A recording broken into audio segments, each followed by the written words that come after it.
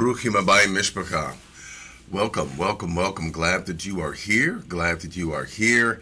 And Shabbat Shalom to each and every one of you. I want to say this is the day that we have been waiting for, a day of rest, a day of being able to come together as a family, and a day of us being able to concentrate on and focus on those things that concern our relationship with the Most High. And of course, we're going to be talking about some very important things on today. And those of you that are the family, you're coming in, I want to let you know, but even beforehand, that I appreciate every one of you. We're going to have a wonderful discussion. Yeah, we're going to talk about some things that are pertinent and some things that are upcoming and some things that are present with us even right now. We're going to be responding to, in fact, this is a Hebrew response in our main topic to Project 2025. Be right back.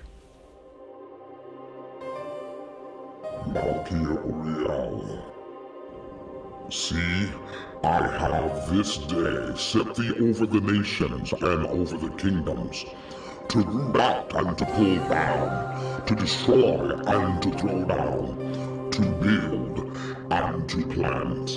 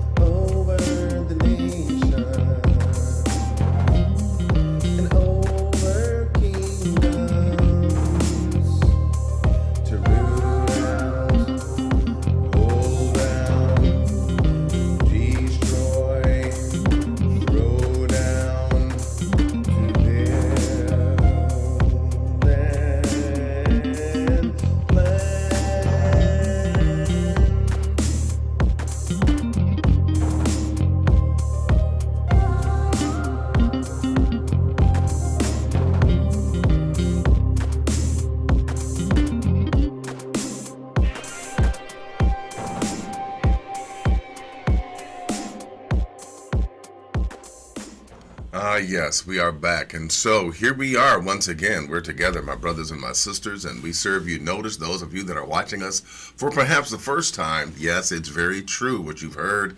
We are Yah only, and we do abide by the laws, statutes, and commandments of the Most High, because that is the love language of the Most High.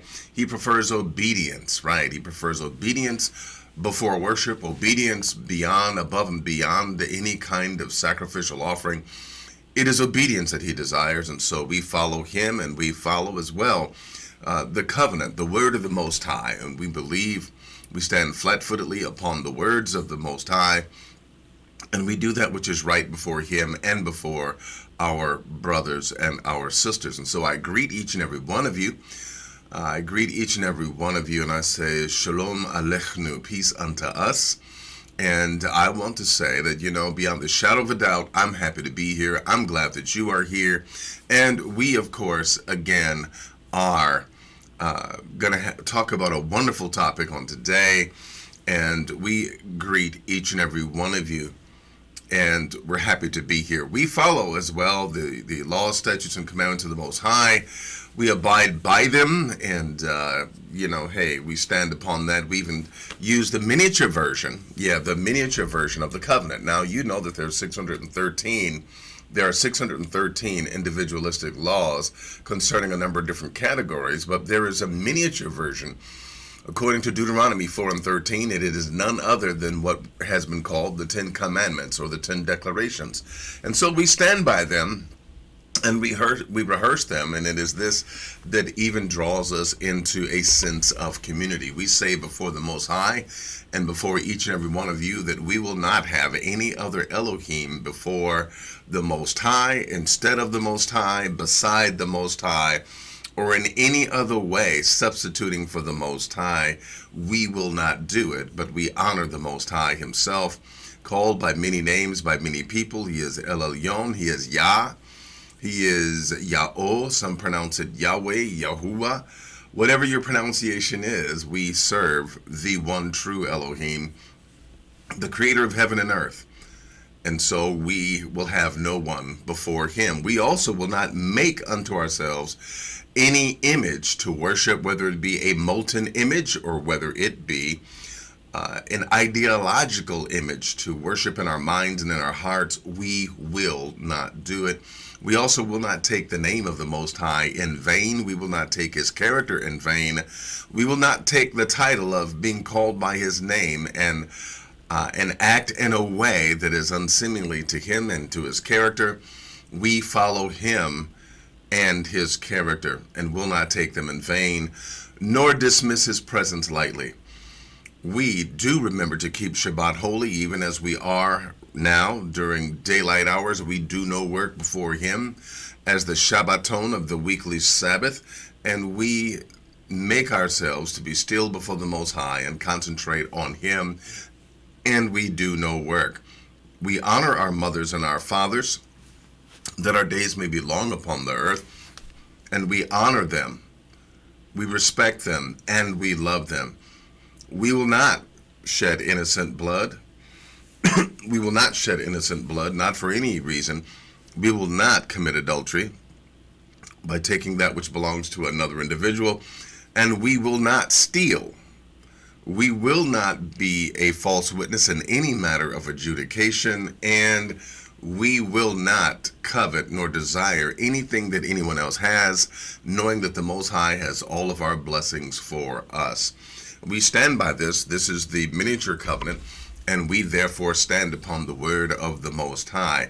The word of the Most High being that which is called the Tanakh. Even in the Christian New Testament, every reference to Scripture does not refer to the New Testament, but rather it refers to the Tanakh, that is written by the Torah. Those books by tradition are ascribed to Moshe, Genesis, Exodus, Leviticus, Numbers, and Deuteronomy, as well as the prophets. Yes, the Torah is the T sound in Tanakh. The Navi'im, the prophets, is the N sound in Tanakh, and the Ketuvim, the writings, which are represented by Psalms. Yes, this is the Tanakh. This is the Scripture.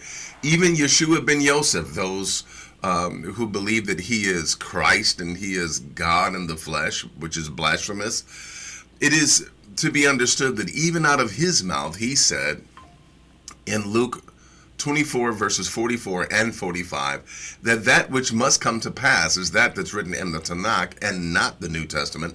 I know many people are looking at what's happening today and saying, well, surely the book of Revelation is coming to pass, and they don't understand that the Christian New Testament is a playbook. It is a playbook where those in power have decided to use by means of controlling the masses and to use it as a playbook. And so therefore we have the quote-unquote modernistic society that we have, and everything that is playing into the given theater that is in front of our eyes.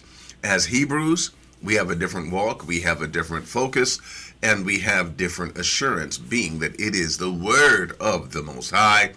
And so we honor the word of the Most High, and we appreciate his word, and so we focus on it, which is the Tanakh.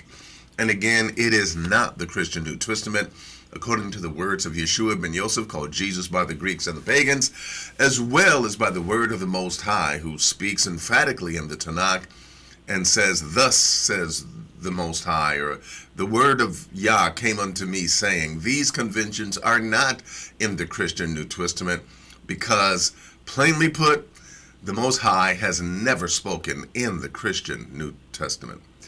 Well, with that being the case, we're going to get ready to pray.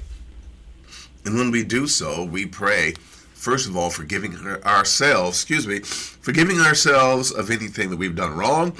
And in forgiving ourselves, we've proven that we can definitely do that is right. And so we have every right to forgive ourselves because we've proven it consistently.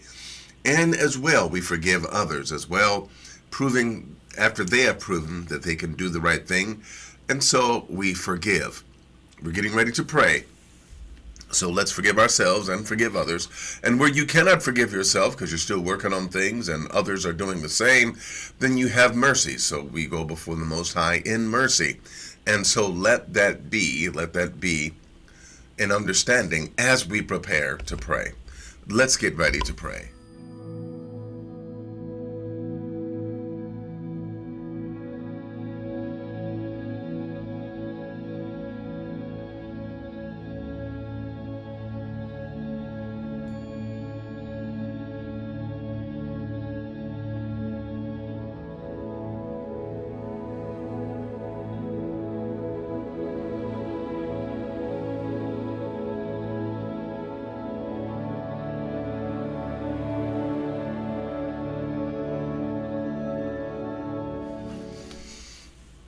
Barukata Ya'o, Barukata Behashemayim, Barukata Baharetz. Blessed are you, Most High. Blessed are you in heaven. Blessed are you in all the earth. We, your people, we come before you. Anachnu ha'am shelech. Anachnu hamdim levneka Ya'o. We come before you, Most High. We would ask you to forgive us for sin. Shlikalanu kichet gam racham lanu. Also have mercy upon us. For we are the people of your covenant, and we ask you to forgive us, Most High. We seek to do righteousness and to do righteously before you. We seek your will. We seek to honor you. We seek to please you.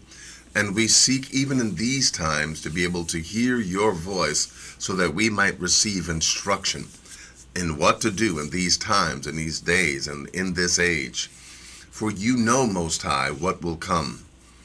Atayada Ya'o, Itma, Deboa. You know what will come. And so we stand before you. We honor you. We give you all the praise, the glory, and the honor. We say that we are those that abide in the secret place of the Most High. We abide under your shadow, O Most High, and we honor you in all things. We give unto you the praise, the glory, and the honor. We say before you, we say before you that our eyes and our ears, they are open before you. Teach us, Most High. Teach us. Teach us. And we will hear. Our hearts are open before you. We yield before you. We accept your will. We accept what you're doing in our lives. In your name and in your name alone, Yah. We stand in your name and in your honor. We do your work, and we embrace your kingdom. In your name, Yah, Aman wa Aman. Amen. Well, you know what? We love to, we love the scriptures. We love to pray, but we also love to praise. Let's get ready to praise him on today. Yep, getting ready.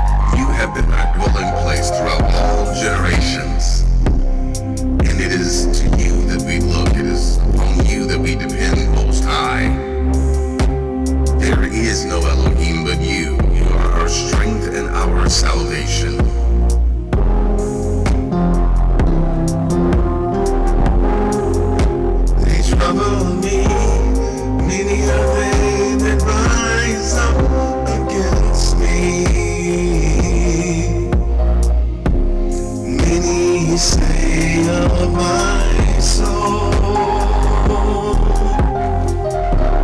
There is no help for them in Elohim, but the warrior, you're a shield for us. Our glory and the lifter of our head.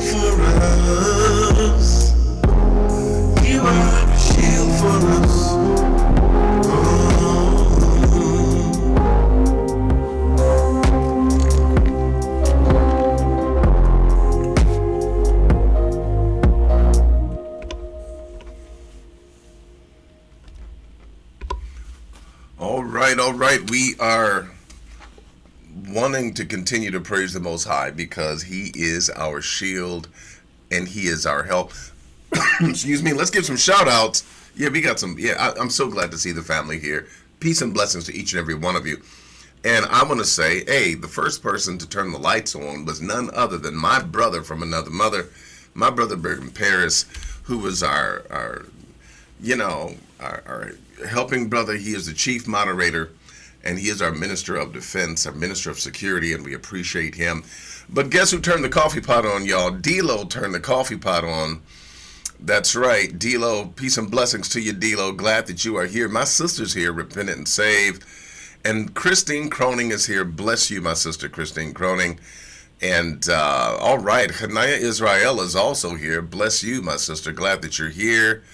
And that's our Minister of Health and Wellness right there. Minister Hanaya Israel in the house. Glad that she's here.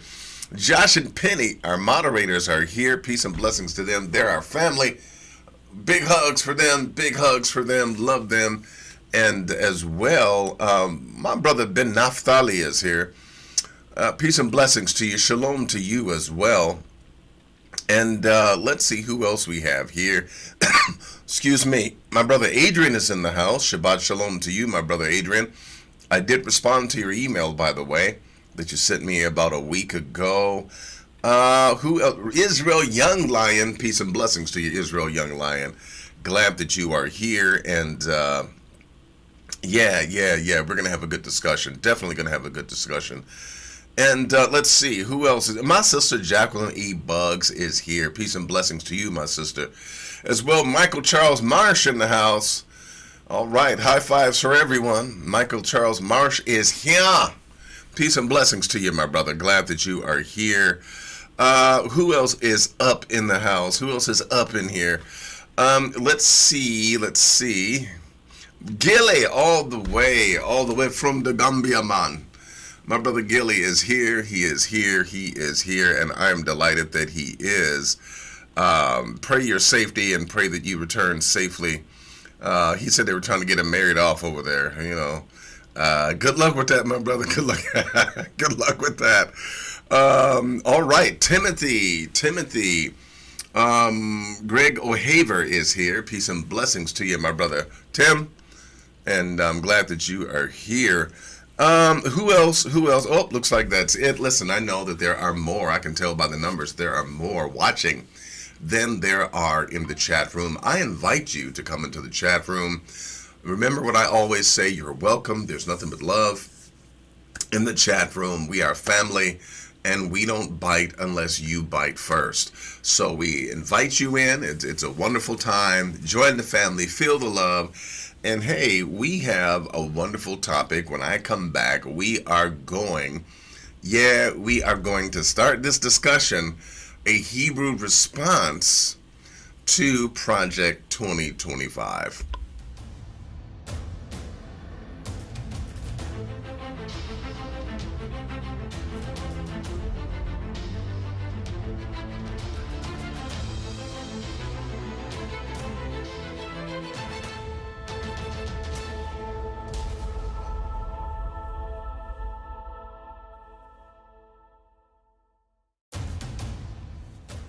All right, listen, this is a discussion. I've got my green coffee cup. I guess I'm letting my inner child out, y'all.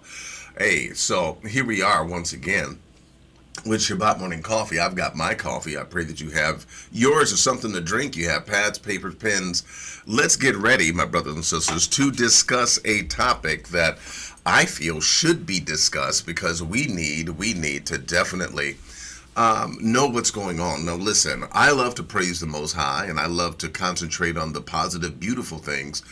But as you can tell, the Most High has created things with sometimes things that challenge and things that complement and things that seem to be in opposition to, but actually are for our good and for our benefit, for our help. Well, what do you mean by that in relationship to this topic? Listen, my brothers and sisters, I'm going to say some things, and I'm going to just simply say that we need to know what's happening in the real world, okay? Yah forbid that we should be those who proverbially put our head in the sand and pretend as if it is not happening and that the things that are confronting us are not confronting us. We must stand flat-footedly, and yes, we must address it. I know it's a sobering thought. It is a sobering thought for us to think that we may have to endure some things that we thought may have been passed decades ago. But here we are in this reality now, and what should be our response? Well, many of you understand what Project 2025 is. Many of you perhaps have heard about it, read, or seen some things on YouTube regarding Project 2025. And it's just one of those things that I want to say. Now, listen, in a way, and let me just say this, I'm not going to necessarily reflect on the presidency, but I will say this. He did warn what he was going to do. He said what he was going to do, and yes, there are many individuals who felt as if that was, well, you know, he was just playing. No, he was not playing, and many things that he has desired to do, wanted to do. If you have ever wanted to land a 100 to he has 150 begun them, okay? He has begun them. And excuse me, I'm queuing something up. I'm queuing something for us to take a look at here. And what I want to do is we're going to talk about it. But for those of you that don't know what Project 2025 is, it is a, well, I tell you what, let's do this. You give me an opportunity. Give me 1 second. I've got to get a drink of water or a drink of something, and I will be right back. Okay, let's take this, and then we'll cue this up, and we'll talk about our main topic.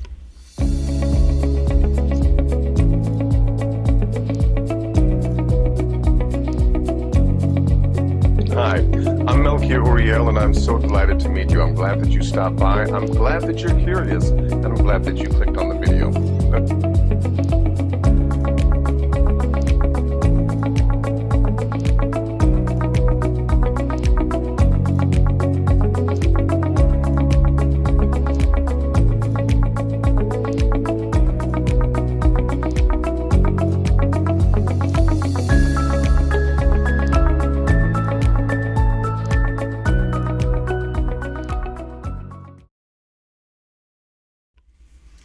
All right, so here we are. We are back, and yes, let's do this. Let's talk about it. Let's deal with, Project 2025. Project 2025. Now, listen, I don't know if you all remember this, but do you remember when Hillary Clinton was running?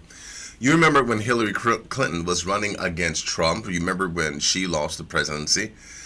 When she was running against Trump, she said something that was notable. She said something that was key. She said, he wants to take us back. He wants to take us back to a time when it was 1950.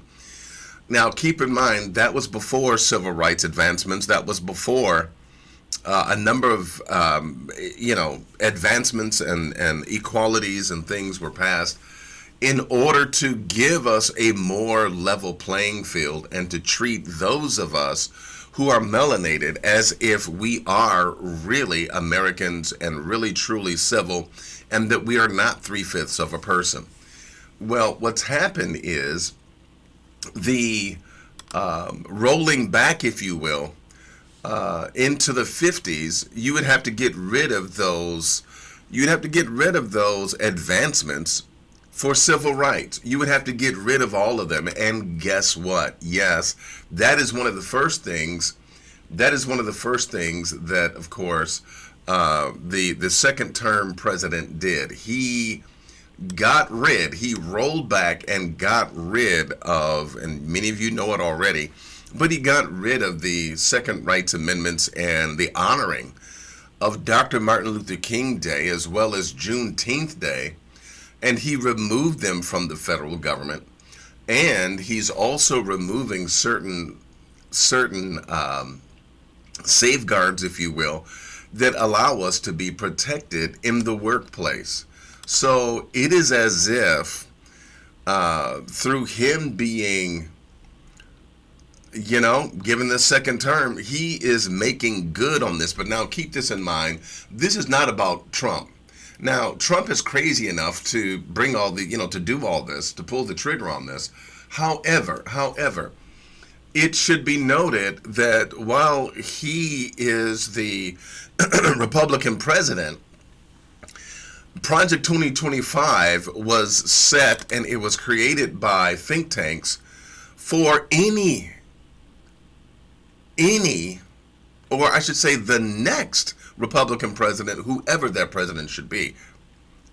So with that being the case, it's important for us to understand that there's some things about Project 2025 that we need to hear. So I tell you what, rather than me giving you a snapshot version of what Project 2025 is, I want someone else to give you, someone else in the know, more knowledgeable than myself.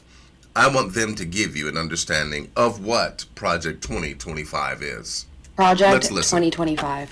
What is it? Who wrote it? Where did it come from? The entire far-right blueprint is 920 pages and 30 chapters. You're not going to read all that. I don't expect you to. And if you haven't even heard of Project 2025, that's okay too.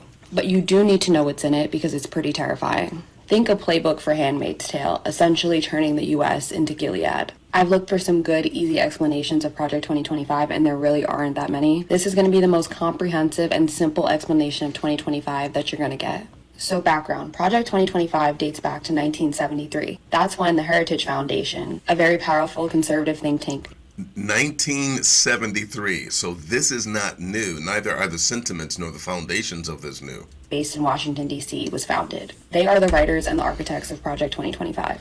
And their main mission and goal is to move America to a more far-right Christian nationalist state. It originally came to prominence when they wrote their first manifesto in 1981 titled A Mandate for Leadership. And get this. Those very same policies were the ones that were used and implemented in the Reagan administration.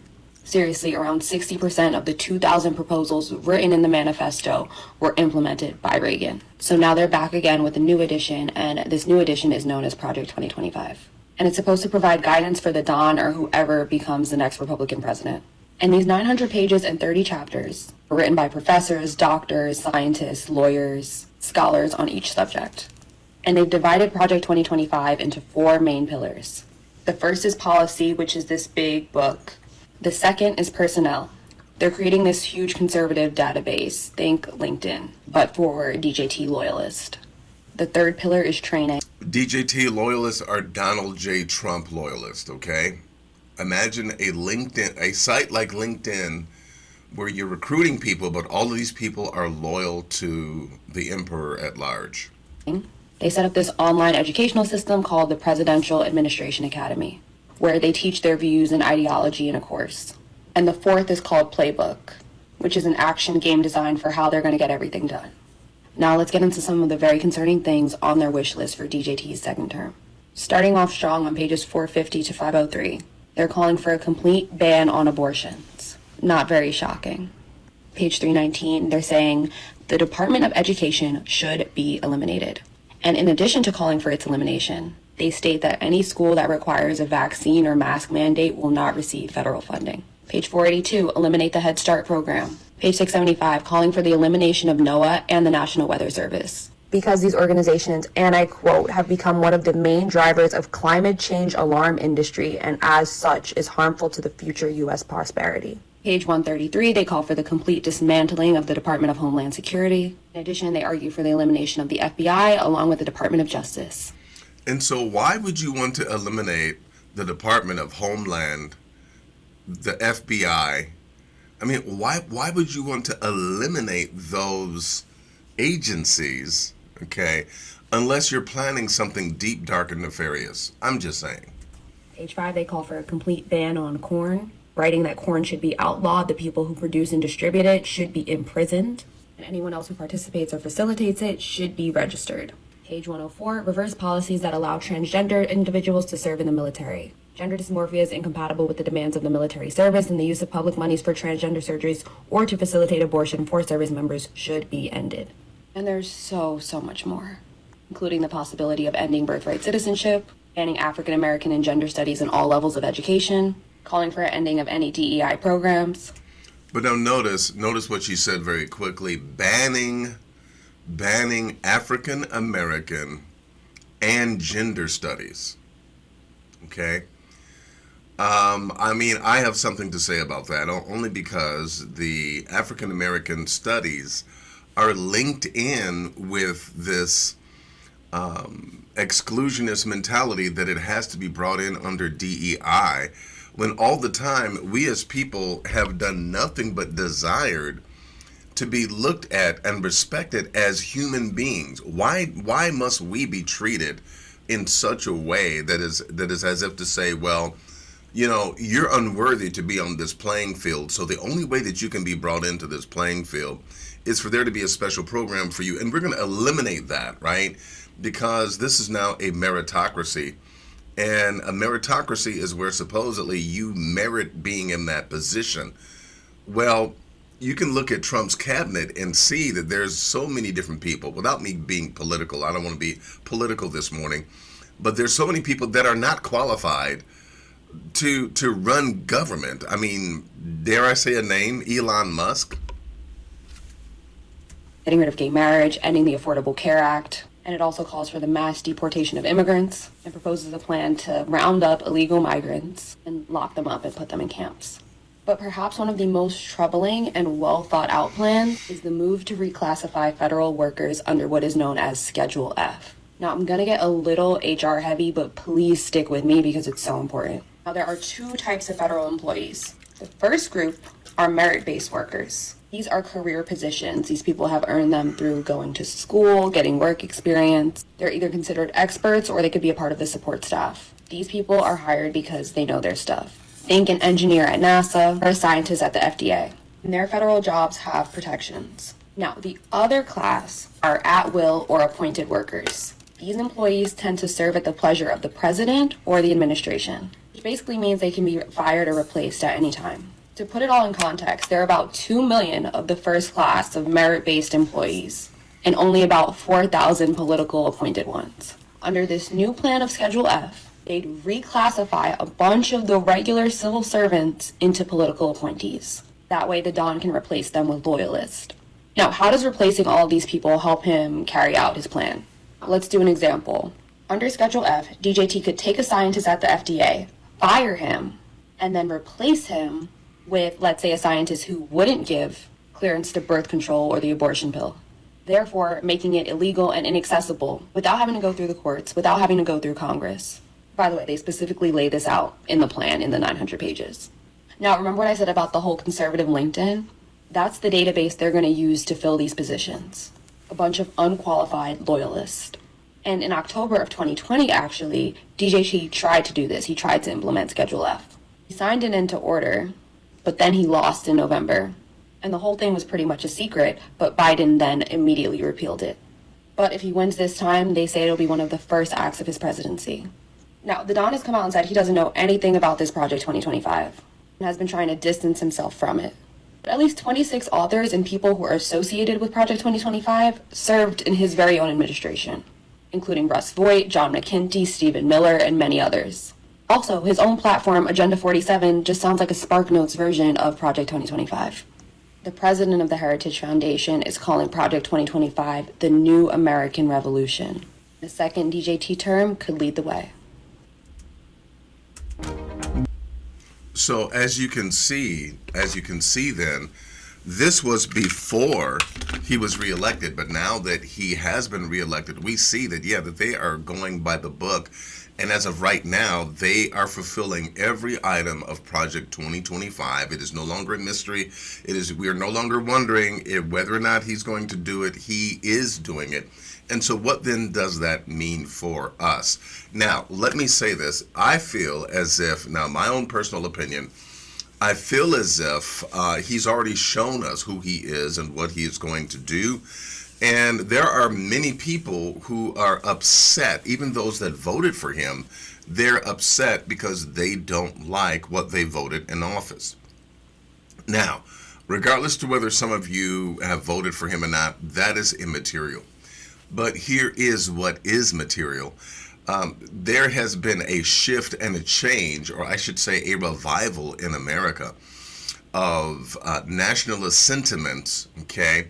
And, the deportation of thousands and what I believe will ultimately end up being millions of individuals as time goes on. Because of certain comments that were made, because of certain things that were said, it does not look good. It does not look good for people of color here in the United States. It does not look good at all. However, there is something at play here, and this is what I feel, this is what I think.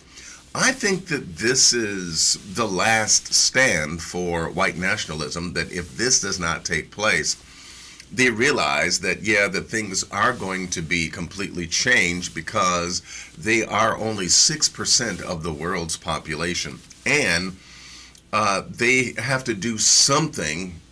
And since drastic times call for drastic measures, this is what you have. This is what you have.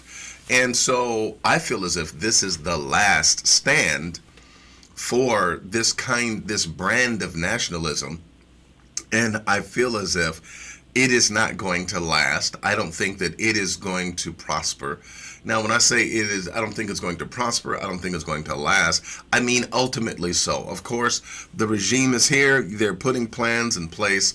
And of course, it is what it is, right? But as Hebrews, as those who follow the Most High, law, statutes, and commandments, what should be our stance? What should be our response? Well, one of the things I want to say is that there's another game afoot. There's another, listen, they have a playbook, but there's another game afoot, okay? What do you mean by that? Well, listen, in the beginning of the United States, you did not have the racial divide that you had, okay? Where racial division comes from, it comes from the rich and powerful dividing the masses, getting us to fight against ourselves so that we do not fight against them. This has been the flame that has stoked the fire of racism in the United States. Now, what began as a kind of a pseudoscience in the early 18th century by saying that African people were this, they were that, and inventing these false scientific terms like drapetomania, which is the sickness of an African slave, making them want to run away, from being beaten and being treated harshly. Yeah, it's an illness called drapetomania. I mean, they invented all these pseudoscientific, ailments to give credence to their madness. And so now here we are once again, seemingly thrown back into the throes of that kind of madness, when all the time it's still the same game. Well, what do you mean it's the same game? I actually had to research and find out if this quote was actually true. This is a quote that comes to us from none other than President Lyndon Baines Johnson. And notice what he said. Now, these words are actual words that he said in the context that he said them. He says, if you can convince the lowest white man he is better than the best colored man, he won't notice you're picking his pocket. Hell, give him somebody to look down on, and he'll empty his pockets for you. It's all a money game. It is all a money game. And just notice why all of this is coming to a head now. Think about it. The people voted a billionaire into office who now has other billionaires surrounding him. And these billionaires, who, by the way, he said he's going to give tax cuts to them and their corporations. He's giving tax cuts to them. He's going to give crumbs to the people, right? Oh, no taxes on tips. Oh, well, thank you so much. No taxes on tips. No taxes on overtime, right? But he's going to put millions of dollars back in the pockets of the rich, okay?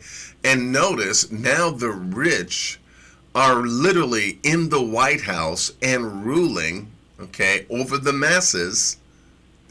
And at the same time, there's an all-time high of racial divide and, nationalism and so forth and so on.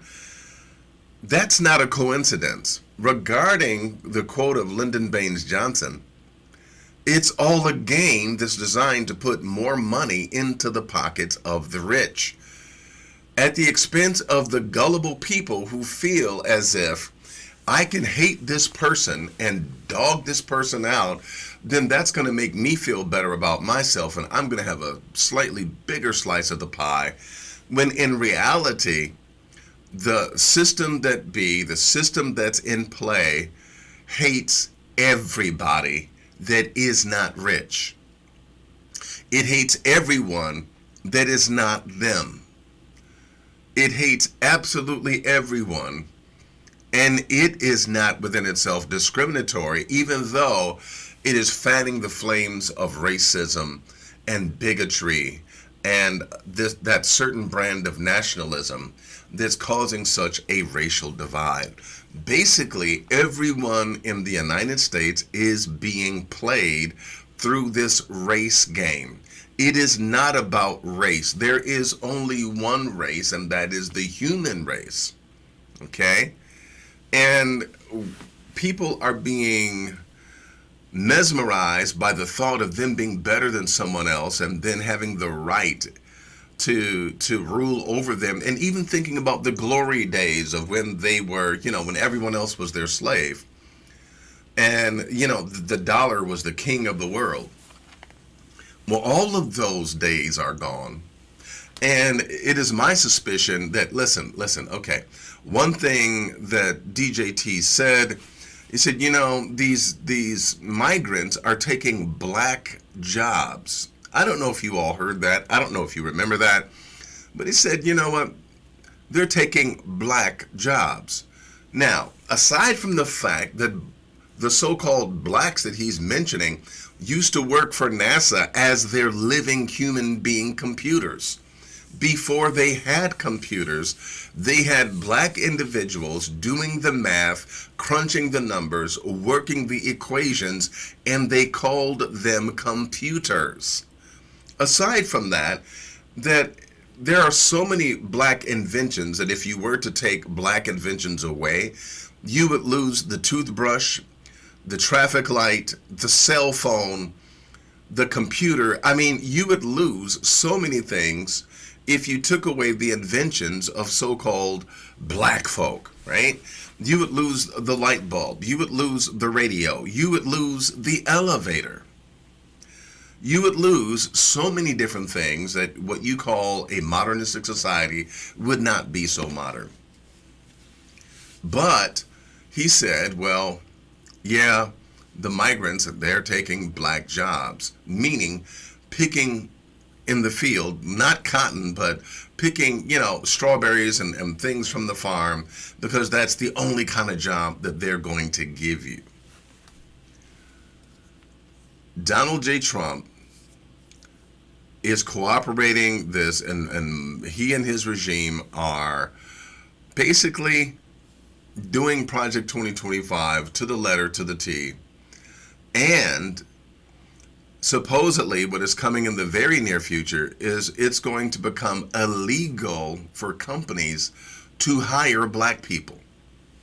This is what is being touted.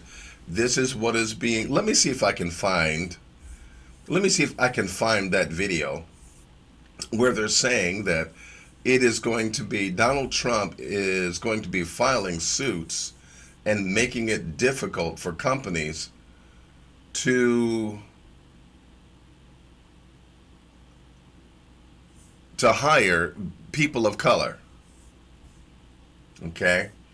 Basically, without the restrictions. In fact, let me even do this. I'm sorry. Let me go back. Because he actually also wants a white military. Okay? So then our response, what should our response be? I will say this. I feel as if there are some things that are not going to be comfortable for us as a people in Project 2025, and we have to make a decision. We have to make a decision whether we're going to stay or whether we're going to take flight.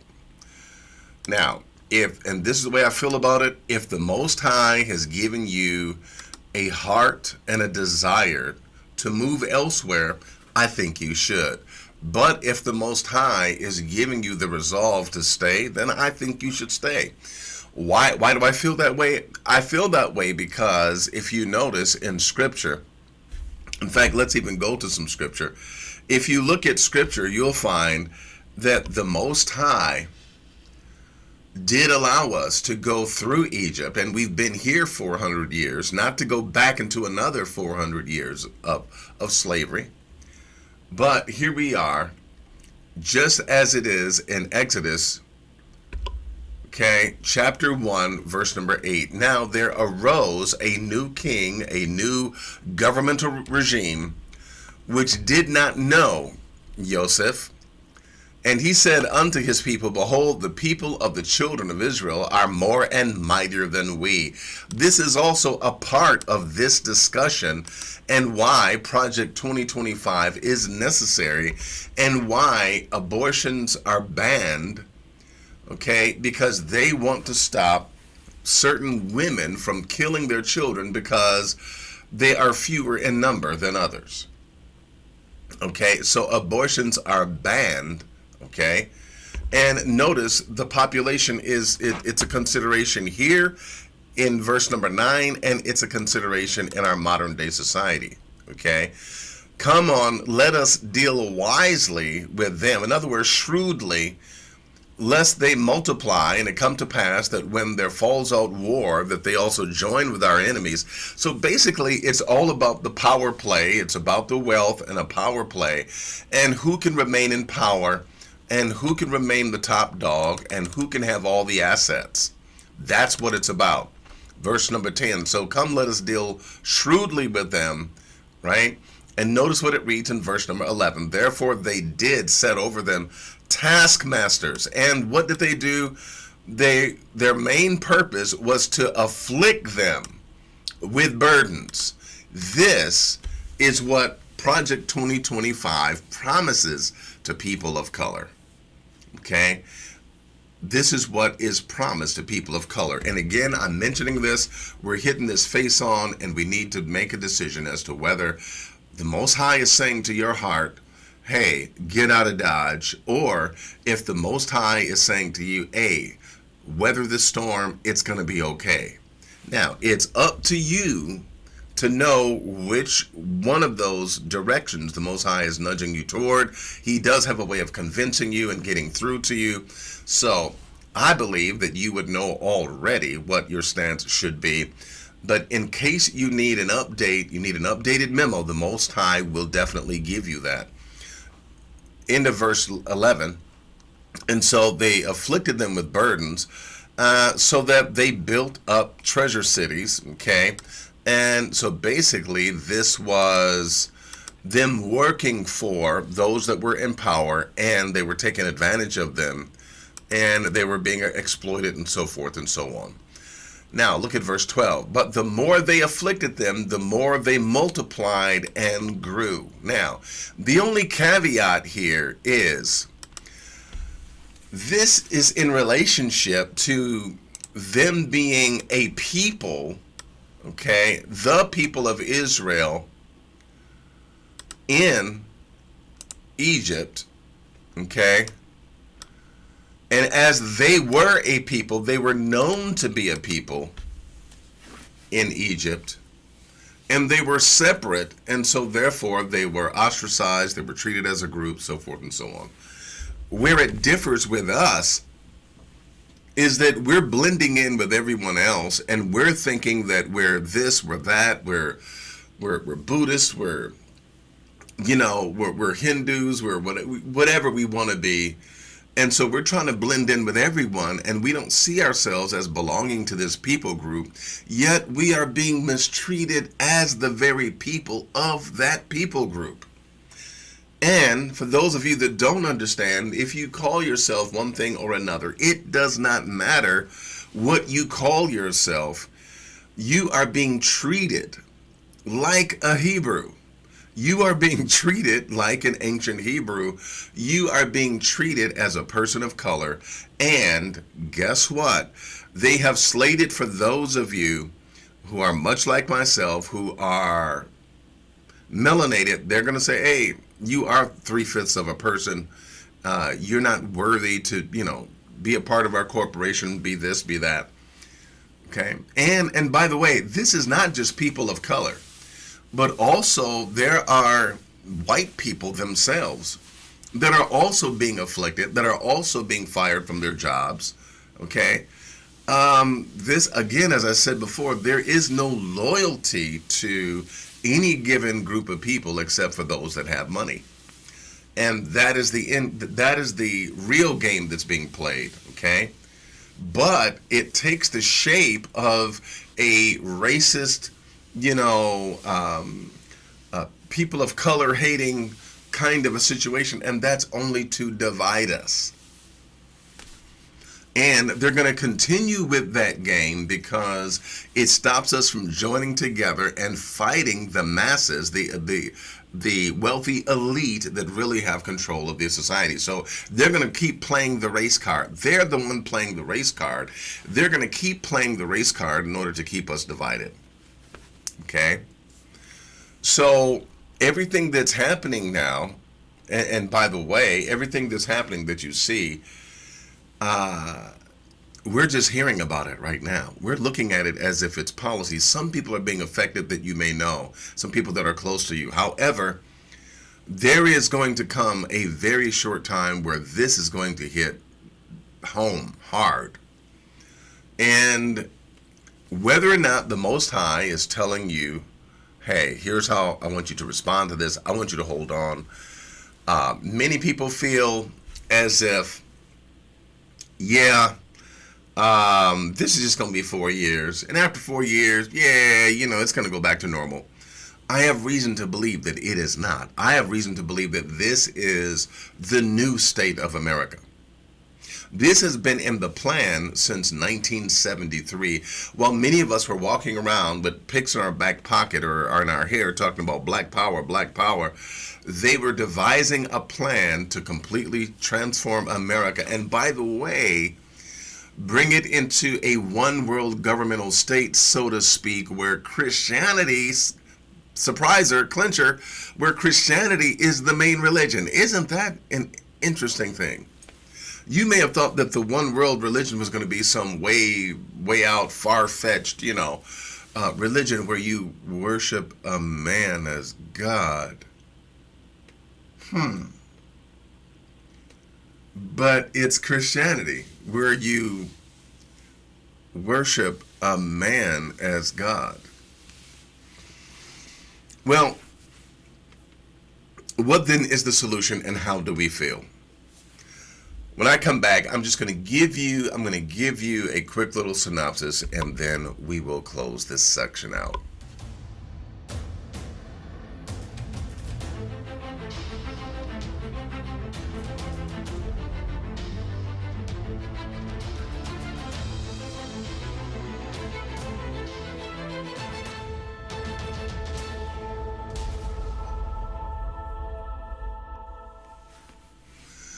Well, as Hebrews, some of the caveats of the 2025 project, such as gay marriage, we as Hebrews, we do not stand for gay marriage, right? We stand for the motif of marriage, the template of marriage, if you will, as is presented in Genesis, okay, where the Most High created the man for the woman and the woman for the man, and so he put them together. This is what we agree with. Do we agree with abortion? No, we do not agree with abortion, okay, only because it is the murder of the innocent. The innocent have not done anything wrong and does not deserve to be killed, and so we do not shed innocent blood.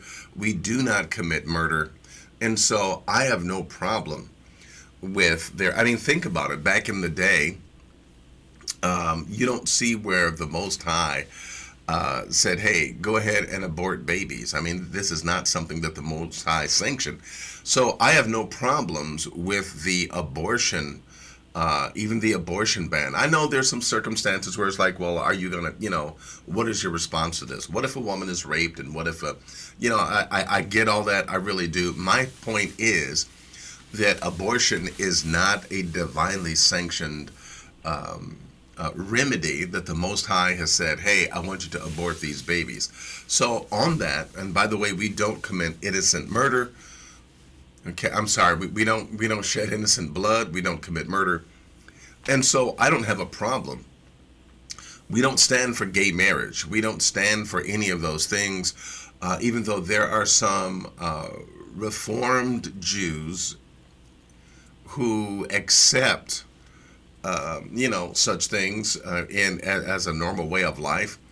But hey, this is not our stance. Again, we abide by the truths that are found in the Tanakh, where a man has a woman. Okay, and it is forbidden. It is forbidden for a man to go to another man and seek sexual pleasure.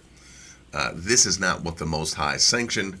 He is against it, and so are we. Well, what then could possibly be the problem with Project 2025? Well, when you begin to remove safeguards and begin to set the stage for the affliction of an entire group of people, just because you do not like the color of their skin, this is wrong. When you divide people based upon the color of their skin, this is wrong.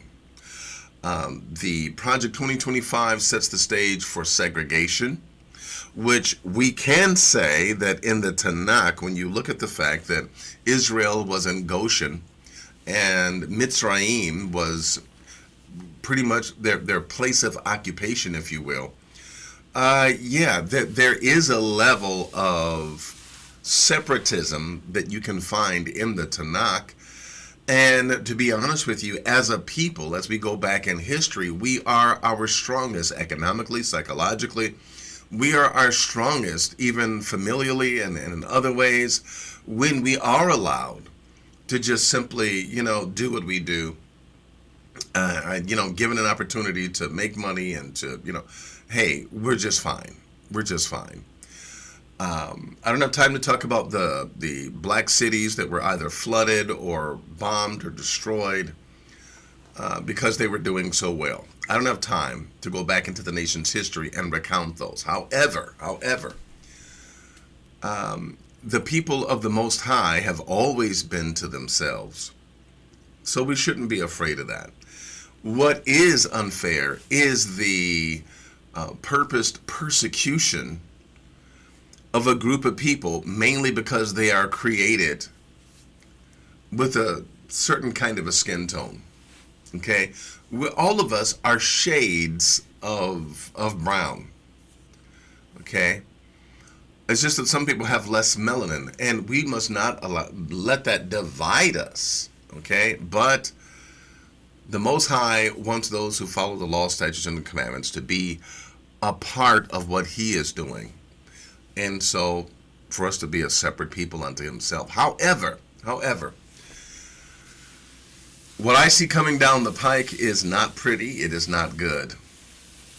Because it has been stated that by 2030, they're looking for no one to own anything at all, and for this to be a kind of a place where you literally work. It's a different brand of slavery, a different kind of slavery, where you work on a subscription model. It costs whatever they say that it costs, and by the way, just get to work to pay for it. That's what it's going to be in the future. And you've got to decide whether you want to be a part of that or not. Okay? And with that being the case, there are times where the Most High did say to stay. In Jeremiah, He told them, look, go into Babylon, get you some houses, let your daughters marry other Hebrew men, and let your men marry Hebrew daughters, and seek the peace of the land, right? But this is not that scenario. Okay? This is not that scenario. This is more akin to the scenario where Judea is occupied by the Romans, or Israel is in Egypt. They're being dogged out. And so, the Most High has got to come to our rescue, come to our aid. And for those of you that feel as if the Most High is telling you to, skedaddle, then that is what you have to do. If the Most High has put upon your heart to stay, then of course you stay. But if you stay, there are some things that you are definitely going to need. You're going to need a network. You're going to need a group of people that are joined together to help with certain resistances when things come against you. And I'll be honest with you, the military is going to be involved. The National Guard is going to get involved. I mean, it's not going to be pretty. It's not going to be pretty. And so it's just one of those things that I would say, decide whether you are going to stay or whether you are going to go to a different place where basically it'll be shelter for you and for your family for some time to come without having to deal with these things. That being the case, there's more that I could say about this, but it's time for me to open it up for questions and comments concerning the subject, because it is a very important topic. We'll be right back, and then I'll open it up for questions.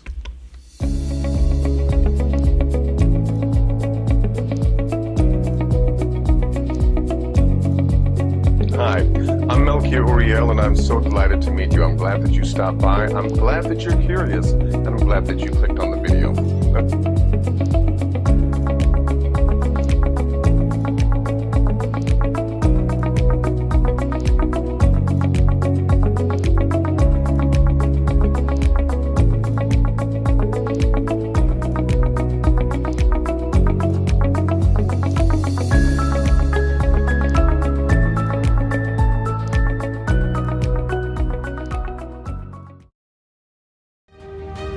Now is the time for you to ask your questions. Now is the time for you to state your comments. And as of right now, of course, the call-in line is open and you are able to call in if you want. Let me tiptoe into the chat room and see what you all may be saying. And if there's any questions or anything concerning me that you want me to address, please, by all means, put my name on it, and then we will go for, we will definitely,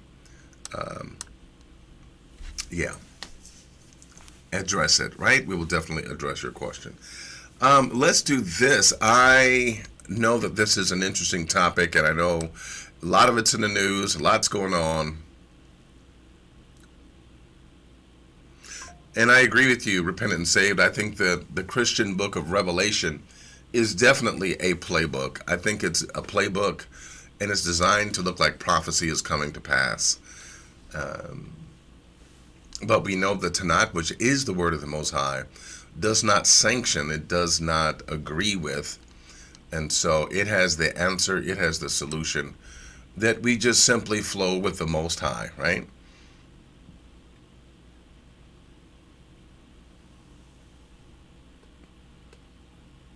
Shadow Pop, peace and blessings to you, Shadow Pop. Shadow Pop says, black people have nowhere to go. It is not better nowhere else. I would say that that's correct, but I'd also say that that's incorrect. There is, as a people, it's true that all over the world we're looked upon and looked down upon. But in places, there are places where we are less looked down upon, where there's more us, so to speak, and where it is better for us. Okay, and there are some things brewing. There are some things brewing that is basically has the potential to make it even better for us. Christine Croning says Bill Gates is now developing seeds to destroy melanated DNA. All this evil will backfire, and I agree. I agree with you wholeheartedly. It is going to backfire on them.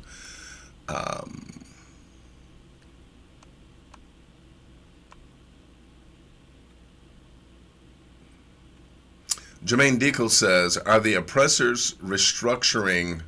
Hold on, I lost the question. Hold on. He says, are the oppressors restructuring their type of oppression? Yes, they are.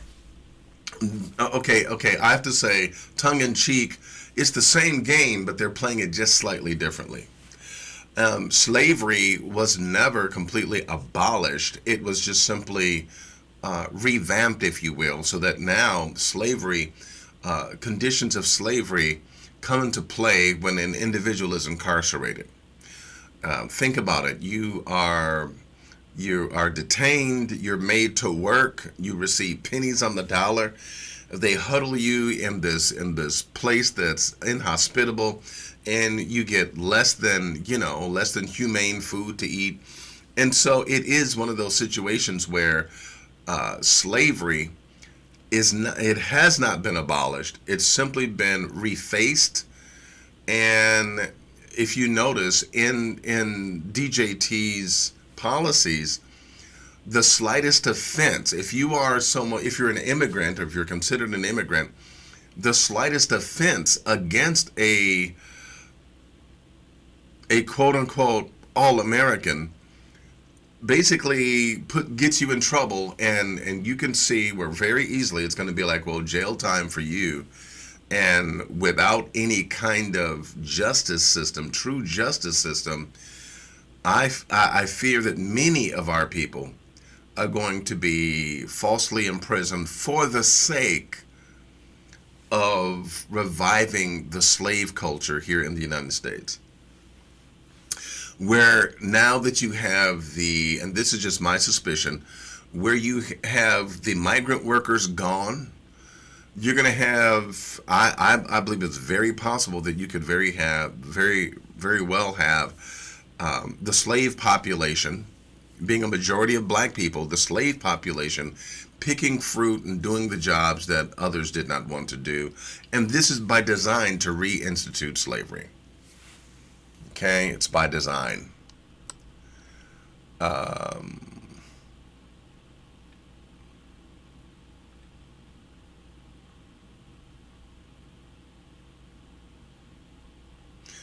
Yeah, exactly. We do need to stick together. I agree with you, Christine Croning. Whether we stay or go home, we do need to stick together, definitely. But listen to me.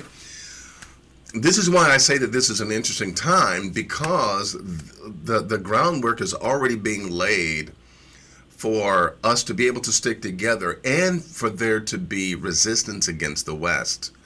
Africa is becoming more and more intolerant of the West and separating themselves from the West and beginning to take control of their own resources. You talk about Wakanda. Wakanda is about to be real life. If Africa continues on its present journey the way that it is, and with what's brewing in Africa, it's about to be Wakanda for real. Okay? With what Traore is doing and with what others are now beginning to do, yes, it is as if they're waking up and they're realizing, you know what, we need to deal with our own resources and have, and stop giving our wealth to others. Jacqueline, my sister Jacqueline asks, do we trust the one you call the Most High? When you trust the Most High, you wait to hear what he has to say. Well, of course, that's why I said if the Most High is leading you to stay, then stay. But there's also scripture where the Most High says, go, flee. So that being the case, you have to hear what the Most High is saying. And so, yeah, that's why I said what I said. If the Most High is leading you to stay, then stay. If he's telling you to go, then go.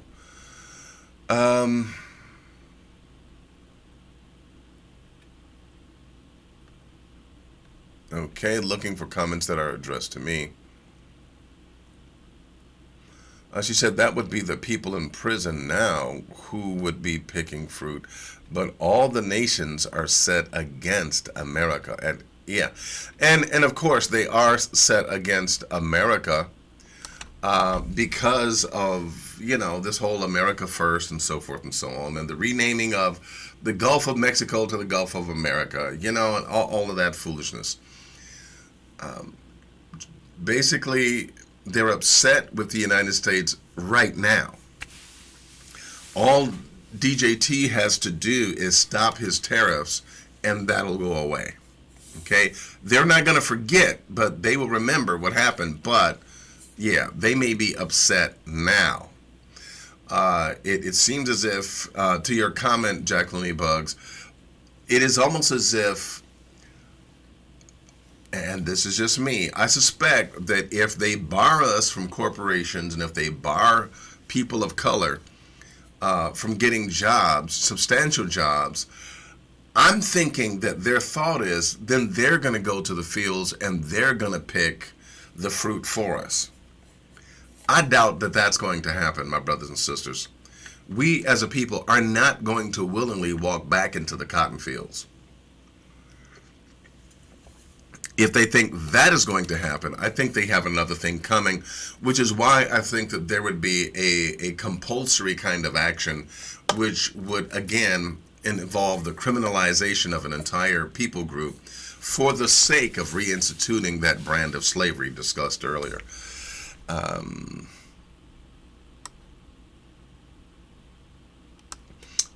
But here's something that I also want to say about this. I think that the whole game of racism, I think it's stupid. I think it's idiotic. For instance, okay. When Elon Musk did the Nazi salute, right? Thank you, Ben Naftali. That's what I'm saying. Burkina Faso is a true model of what I'm talking about. So anyway, and I want to come back to that, but let me just simply throw this out that when you take a look at let me get my thought, because that I really want to talk about what you just mentioned. So there would have to almost be a forced kind of agenda where they'd have to force us to go back into the cotton fields. I think that those of us of today, there's no way that we'd willingly go back, right? So, you're right, Ben Naftali. There is something to say about Traore, and how he has taken Burkina Faso, which has become a model. It has listen, it has become a model. It's on the stage, the world stage. But please understand, my brothers and sisters, at a time when BRICS is growing, BRICS has more GDP than the G7. In other words, the companies and the people that have joined BRICS now have more financial power than the G7, okay, which is America and Europe, and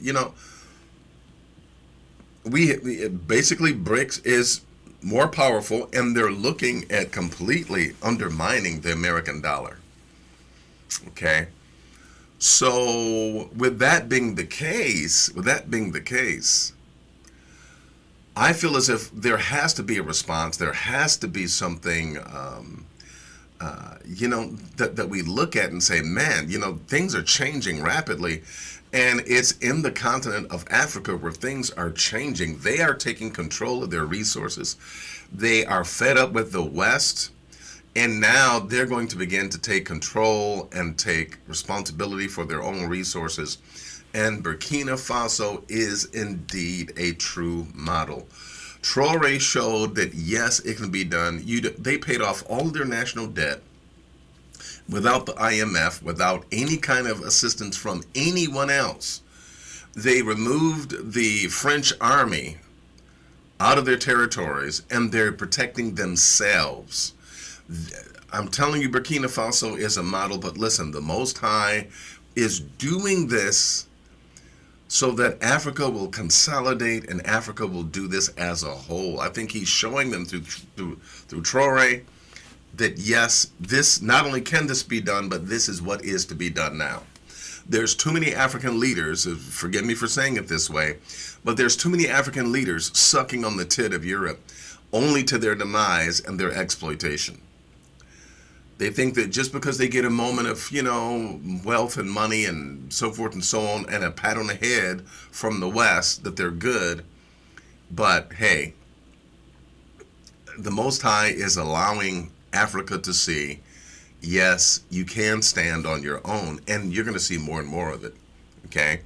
I believe you're going to see more and more of it. My sister Jacqueline Bug says, to hear what Mexican president replied to Trump, did you hear what she said? Well, I mean, basically she's, Trump doesn't do good with women. I mean, I'm sorry, he doesn't. That,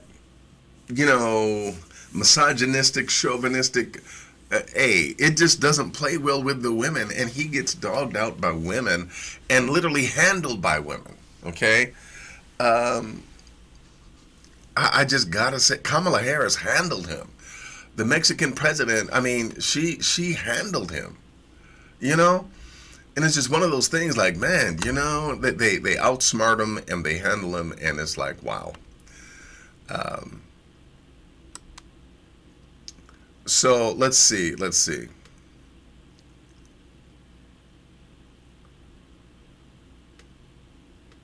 Well, I hear you. Repentant and Save said, get passports just in case. And I agree with that. I do. I agree with that. And as well, Christine Croning, I love it. She says, Yah is not sleeping. Yah is not sleeping. The Most High is not sleeping at all. So this is what I'm going to say. Let us not forget that Babylon has a debt to pay, and I do not want to be in the crosshairs trying to protect Babylon, standing in the way of their bullet when they have the wrath of the Most High coming for them. I'm not going to be one standing in the way. I'm going to get completely out of the way and let the Most High do what he wants to do with Babylon. It's time. It is time, and I believe that this is the last stand for this call it what you will. Yeah, we do need our own Goshens. Yes. Israel Young Lion, you are completely correct. Yes. And I believe that as well. I believe in getting some land too. I do. And so with that being the case, I feel as if this is the last stand. Because the handwriting is on the wall. I mean, it is, for me, if I were to, listen, if you were to ask me, where is America right now? Where is America?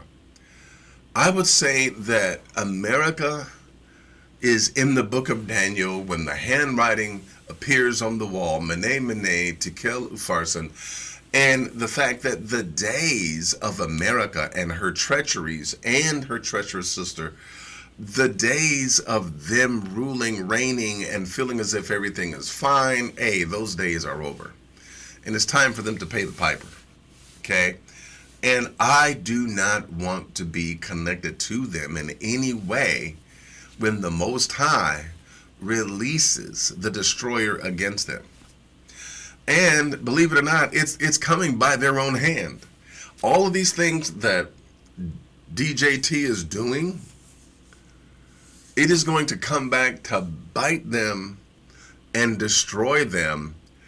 And I feel as if it is like a drowning person fighting their hardest not to drown, only to tire themselves out quicker so that they drown quicker.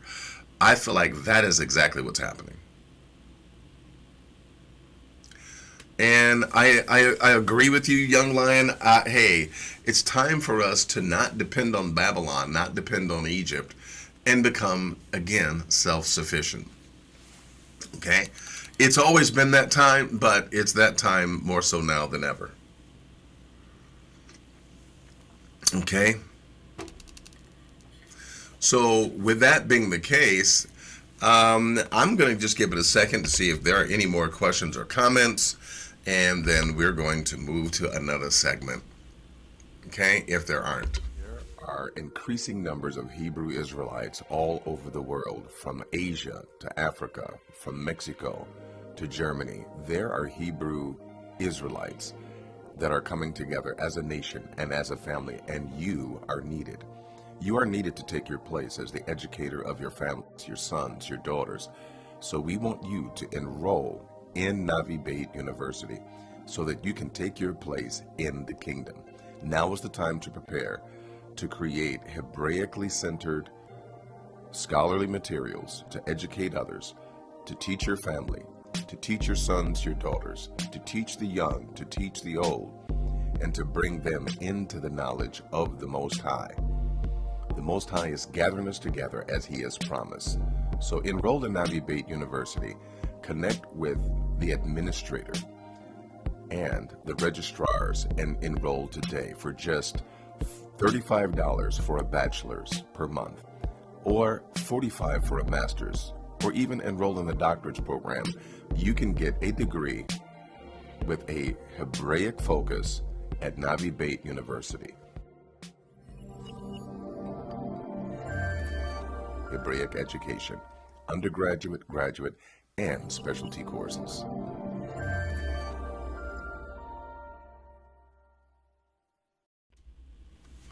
All right, we are back. We are back. All right.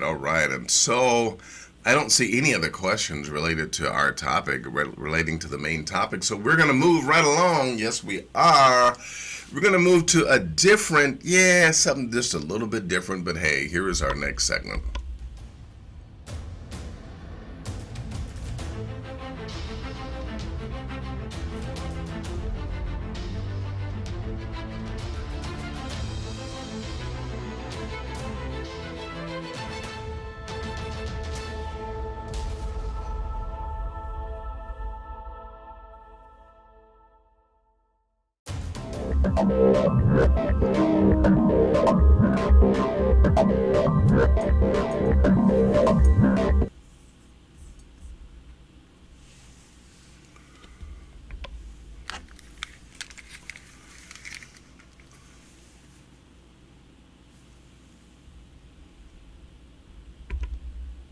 Let's talk about this. On February 6th, I did a video.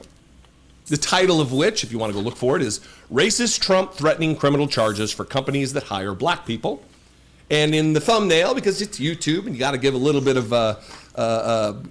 mild clickbait, even though I stand by both the thumbnail and the title in this case. Trump bringing back segregation. And here's the description of the video.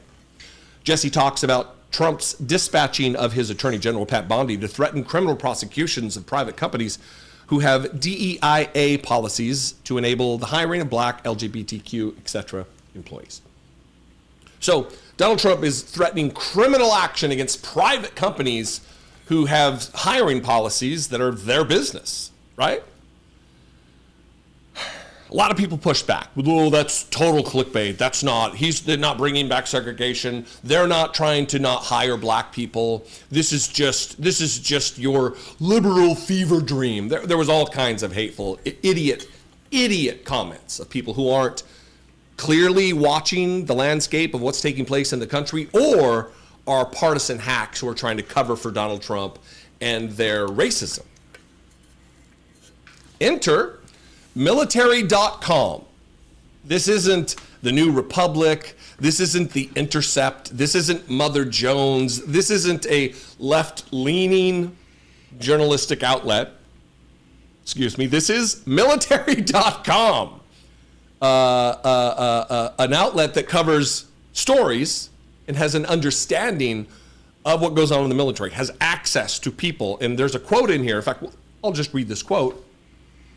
"It's fucking racist," one active duty Army general told military.com on the condition of anonymity to avoid retaliation.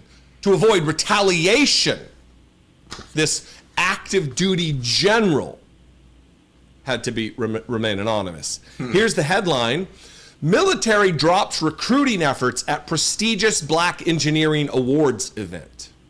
Now, let's take a step back before I read from this. The narrative by Republicans, the narrative by Donald Trump and other racists, yes, other, including him, others who are racist, is that DEI just wants to hire any black body, whoever. Just, get them in there. They're black. That's good enough. They act as though qualification has nothing to do with it. That it's just the color of your skin, and that actual qualified white people get boxed out of jobs so that an unqualified black person or gay person or trans person or woman, or name your hated group by Republicans, so they can get the job. That's what they would have you believe, right? So why, in this case, would they pull out of a prestigious Black engineering event that I think they said was like ripe with talent? It's the most dense talent venue, or something like that is how they describe it. You're turning down the possibility of hiring wildly talented, wildly intelligent, wildly skilled candidates for jobs within the military only because they're black. It's the reverse of what they claim, because they're liars. They're racist, white supremacists. They've allowed the white Christian nationalist agenda to take hold, and now they have Pete Hegseth, a white supremacist, as the Secretary of Defense, to put this into action. And as I talked about in a previous video, the makeup of the military is about 50 white and then minority groups, Latino, Asian, black. Roughly 50-50. I think it was 49.6% black and Latino, black and brown folks, right? Here's the article. The Army and other service branches are abandoning recruiting efforts at a prestigious Black engineering event this week, turning down access to a key pool of highly qualified potential applicants amid President Donald Trump's purge of diversity initiatives in the military. Until this week, Army Recruiting Command had a long-standing public partnership with the Black Engineer of the Year Awards, or BEYA, an annual conference that draws students, academics, and professionals in science, technology, engineering, and math, also known as STEM. The event, which takes place in Baltimore, oh no, that's a historically very black city. I see why they wouldn't want to go. Very scary for white Republicans. Ooh. Yeah. The event, which takes place in Baltimore, has historically been a key venue for the Pentagon to recruit talent, including awarding reserve officers training corps scholarships and pitching military service to rising engineers. Past BEA events have included the Army Chief of Staff and the Defense Secretary. Quote, "This is one of the most talent-dense events we do," one Army recruiter told military.com, on the condition that their name not be used. "Our footprint there has always been significant. We need that talent," says a subject matter expert, a military recruiter. We need that talent, whether they be black or white. These are talented, qualified, skilled individuals. The services cited concerns that participation in the predominantly black event could run afoul of Trump's order and the Pentagon's intensifying push to erase diversity efforts in the military, according to multiple sources familiar with the decision. Defense Secretary Pete Hegseth on January 31 ordered that Black History Month, Women's History Month, and others were officially dead, quote unquote, and that the military would no longer mark them. Yeah, you see, this is just one of those things that I feel like it is beyond crazy, because again, you have a people that are, 6% of the world's population, now seeking to control others and to,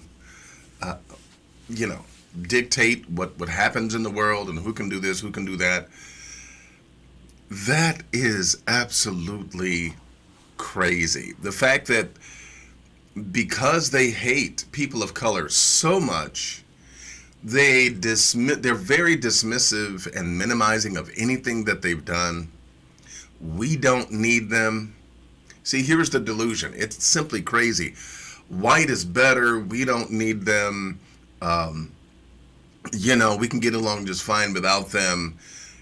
And if you'll allow me to say this, if you look at history, you will find that this is a violation of the fifth commandment, which is you shall honor your mothers and your fathers.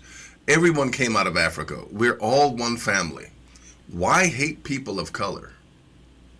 To the point to where now you're going to say, well, we don't need them in the military. We don't need them corporately. We don't need them in jobs. Oh, by the way, if you hire a black person, then we're going to sue you. The government of the United States is going to sue you. And so that is just crazy. But allow me to, listen, let me just show you a different side of this coin. Let's flip this coin. In fact, when I get back, we're going to flip this coin on another side because I got something I'm going to show you.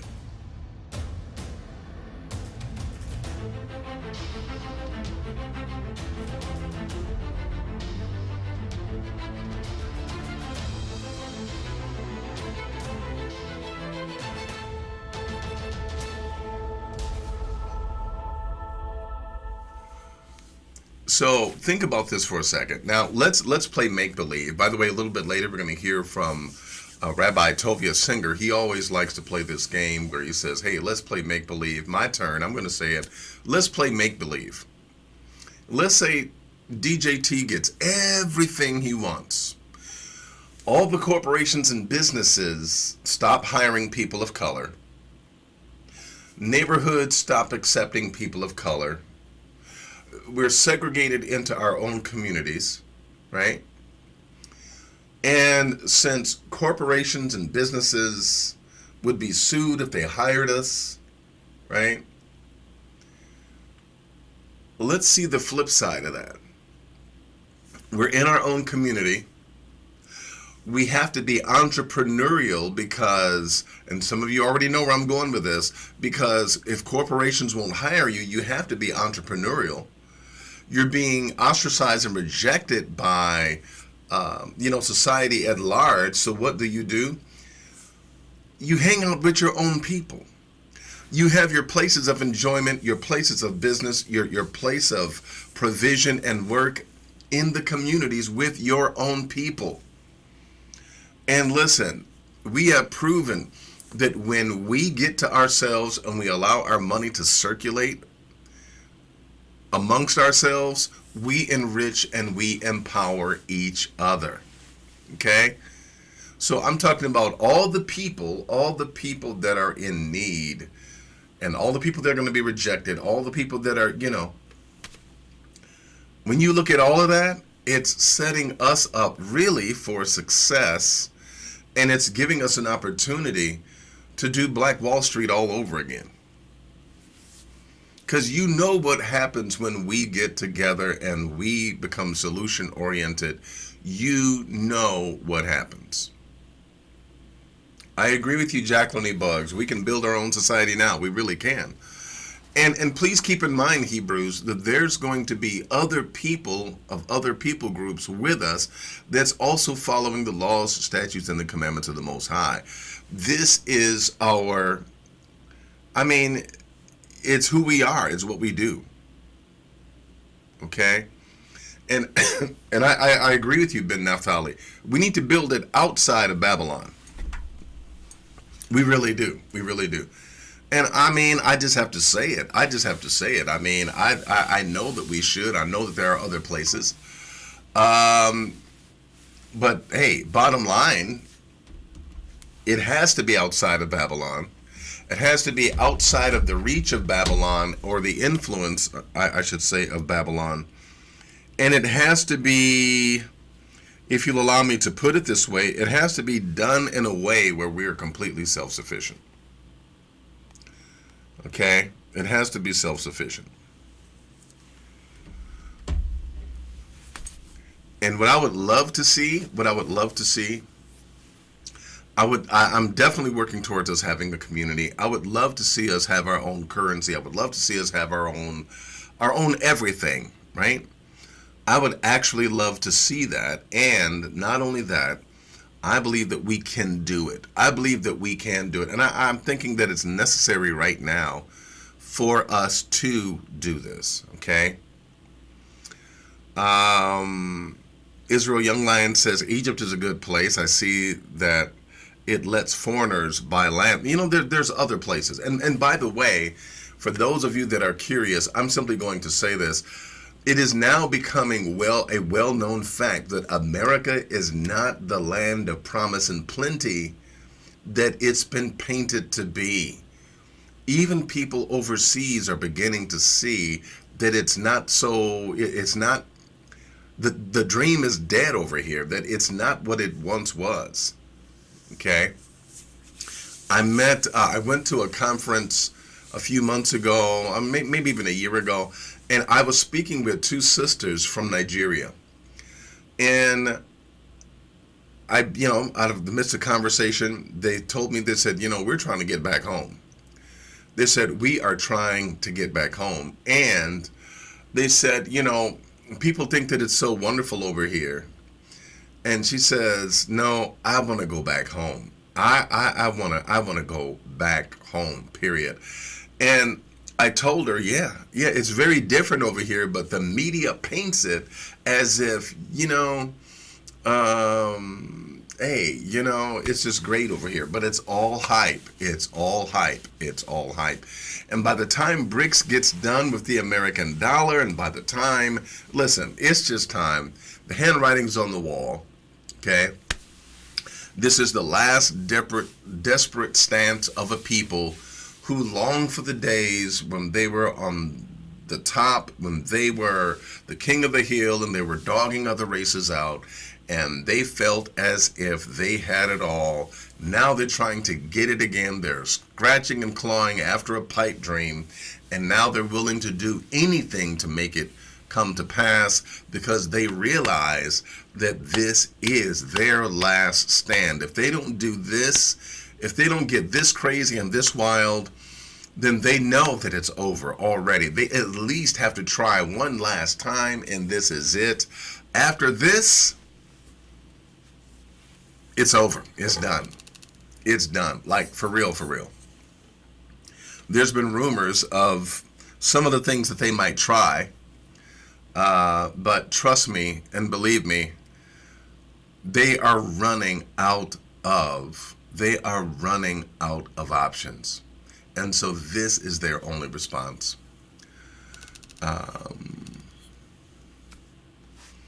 Okay.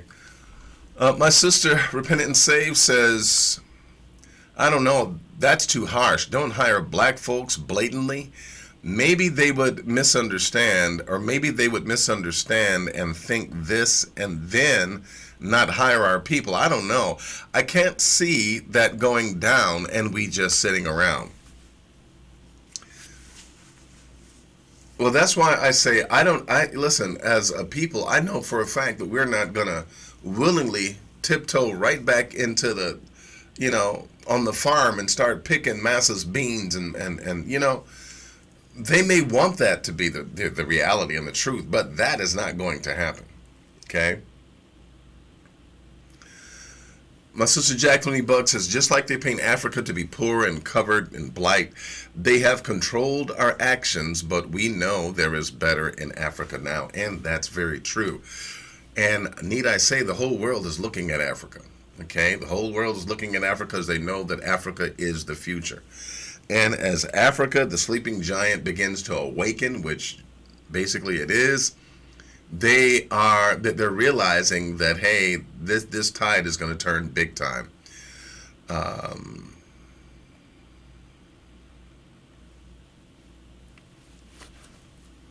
And I mean, hey, the Most High, He's with us. He knows exactly what He's doing.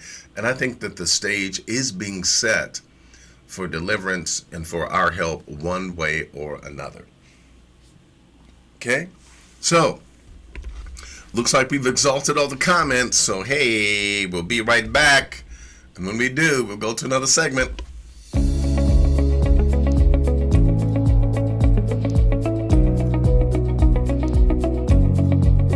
Hi, I'm Melchior Uriel, and I'm so delighted to meet you. I'm glad that you stopped by. I'm glad that you're curious, and I'm glad that you clicked on the video.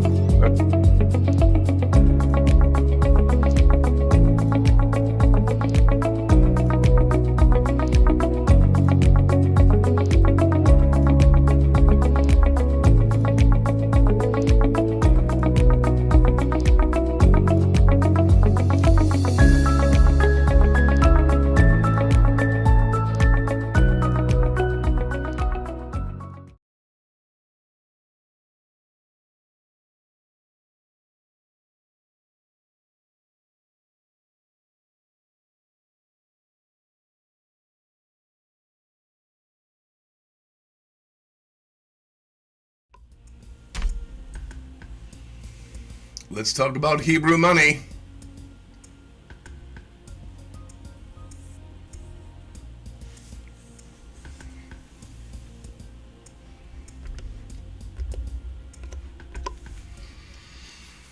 All right, let's kind of switch it up a little bit and talking about Hebrew money, hey, it's important for us to realize that we have to manage and maintain our funds, the money that we have. We have to manage it, we have to maintain it. And because inflation is doing what it is doing, it is challenging our buying power, and it's eroding, it's eating, it's nibbling away at whatever savings and whatever wealth that we did manage to accumulate. Now, what should you do if you don't have savings? What should you do if you don't have any wealth? What should you do if all you have, and now please, those who know what they're doing with this 2025, they know that many people are living paycheck to paycheck. So what should you do, okay, in this present regime? What should you do? What should be your response? Okay, at face value, this is what really you should do, in my book, in my opinion. One, you have to take control of your finances and watch your spending. If you have credit card debt, look at the credit card that has the most interest, okay, whether it be 31, 32%.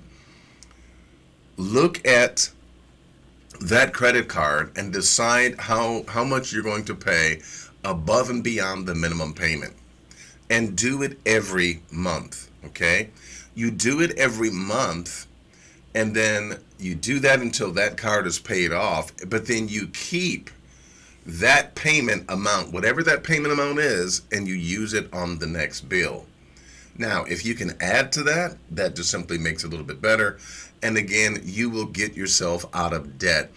I was very surprised. I used this method and I was out of debt in about, like, I don't know, I want to say less than a year. I was out of debt.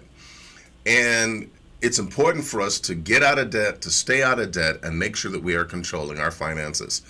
Also, you want to invest in something that's going to be a hedge against inflation. For many of us, it's been Bitcoin. We've been using, listen, you can use your app. If you have Cash App, you can use your Cash App to round up and just buy as much, little pieces of Bitcoin that you can. Buy this, buy that. My son Linnell has been doing that. Every week he took $10 and he's been buying Bitcoin for his son. His son is now around 7 years old, and so with his son being 7, he now has 0.01% of Bitcoin. Just by him taking $10 and as he can a week, just taking that $10 and buying Bitcoin, now he has a nice little amount of Bitcoin. Okay. I believe my brother Adrian said that if you have 0.002% Bitcoin, you're okay. But, or it's either that or 1, or I forget what it is. But now, my son, my grandson actually has 0.01%. And again, just with that $10, he is increasing what he has in Bitcoin. Also, it is advised that you have a budget. What? Yes, a budget. And there are some things that really do hinder you from being able to stick to your budget. And believe it or not, one of them is a debit card. There is something about the debit card that it's so easy to use, and you forget that you've got subscriptions, and you forget that you've got this and that. And you'll, you'll find that your money is leaving you in so many different directions without you even knowing where it's going. I would suggest that you use listen, if you feel like you have to have a debit card. Now, there's members of my family, they're like, look, man, I'm getting rid of that debit card, okay? But if you feel like you have to have one, make sure that you do online banking and that you're able to shut it off whenever you're not using it. In other words, don't let it just hang out there, but shut it off, turn it on when you want to use it, turn it back off, and safeguard your funds that way. So that if you have any kind of a subscription, with it being turned off, it will not ring through. So you got to take care of, your money, know where your money's going, pay down your debt, but also you do need to budget. Out of your budgeting, of course, you want to pay for things like your living expenses, your rent or your mortgage if you have, and your utilities, okay? But you always want to put money aside. If you can, a place to start would be to put 10% of whatever it is that comes in, you put 10% away for yourself. You put another 10% away for an emergency fund, right? And that's going to leave 80%. Well, out of that 80%, there's going to be 50% for your utilities and for your housing and so forth and so on. And then with that remaining 30%, you pay for things like auto and insurances and food and so forth and so on, as well as entertainment. You got to give yourself a treat. So by all means, please take control of your finances and begin to watch your money. Just start there and make sure that you put some money away. Okay? Put some money away. Now, if you are, in fact, I contacted a friend earlier this week, and I've got a best friend. We've lost contact with each other. It's been, oh my goodness, it's been at least a couple of years, maybe even 3. And she received a huge sum of money. She received, I'm not sure how much she received. She never told me how much, but she received a nice little lump of change because her son's life was taken. And I think they gave her around, I'm going to say $200K. She has been living off that $200K. Okay. She's been living off of it, and this is how she does it. Now, listen, I'm sharing this with you because I would love for all of us to get to this point. If you have an amount like that, or you can want to work towards an amount like that, get yourself an account that yields at least 4% interest monthly. 4% interest monthly. Okay? Get yourself an account that does that. Put money into it regularly. Now, whether it's the 10% that you're taking out for yourself, do that, okay, and let that build up to an amount, right? When that amount gets to be, whatever, 150,000 or whatever, 200, you can live off of that and never lose the money because it's revolving around in the account. And every month, you're taking that 4% off, which is roughly around $5,000. I think most of us can live off of $5,000 a month, okay? Maybe if you live in a place like LA or New York, of course, you may need more. But the point is well taken. You can store money, have money, as long as you're getting that 4%. You just take that 4%, okay, and you live off of that. Yes, a high yield savings account, you live off of that, and you will not have to worry about working again, okay? If you come into some money, if you come into an inheritance, you will not have to worry about working again. Take that money, listen, if you can, by using simply 4%, if you had $200K, that would give you $8,000 per month to live off of. And then you can go spend your time working for the Most High, doing whatever it is that He wants you to do. But it starts with you getting a handle on your money, getting a budget, and paying off your debt. Okay? So, hey, I'm Malky Uriel. This has been Hebrew Money.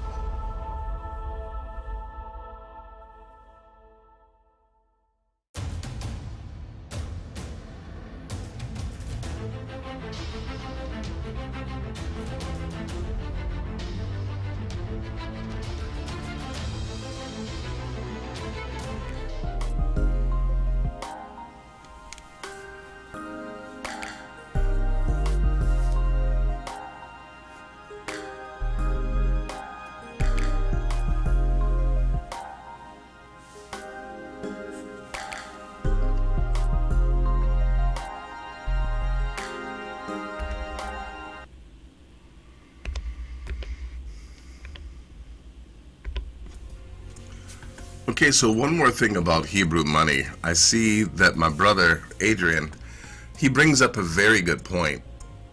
He says, he says that BRICS is putting the American dollar night-night. And that is very true. It's only a matter of time before that happens. And since BRICS is putting the US dollar to bed, you do have to consider other currencies like Bitcoin. Okay, now, we have to depend upon our Minister of Economics to help us because I don't know how to do the equivalent of a high yield savings account and just, take money out of it on a monthly basis. I don't know how to do that. However, I feel like if we could get some advice from him, in fact, let me just simply ask, I want to ask my brother Adrian, if he could help us out with this, if you could help us, give us the know-how, show us how to, if we have Bitcoin, how to, how would you live off that? How would you, would you have to sell it, or is there the equivalent of a high yield savings account where you can withdraw 4% off of it? If you could help us out with that, brother Adrian, and maybe we can have that as a part of our Hebrew money for next week, that would be greatly, greatly appreciated. Be right back.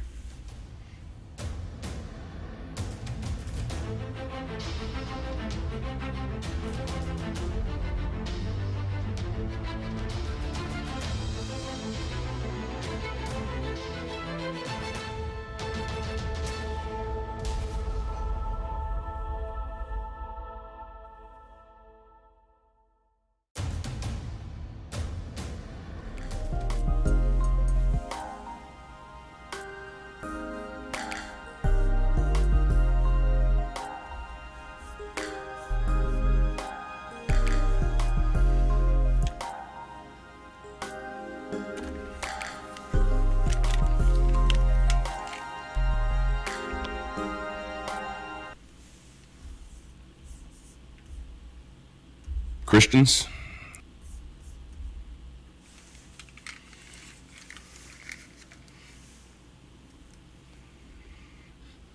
we need to have a conversation. Your pastor has been lying to you for years. Christians, we need to have a conversation. Your pastor has been lying to you for years, and he probably doesn't even realize it. Welcome to the I used to stand on Controversial the Corner. platform week after week, every Sunday and Wednesday night, preaching and proclaiming what I believe to be the truth. I wasn't lying intentionally. I was convinced that what I was saying was right, that I was leading people closer to God and His goodness and His will and His plan. But here's the thing.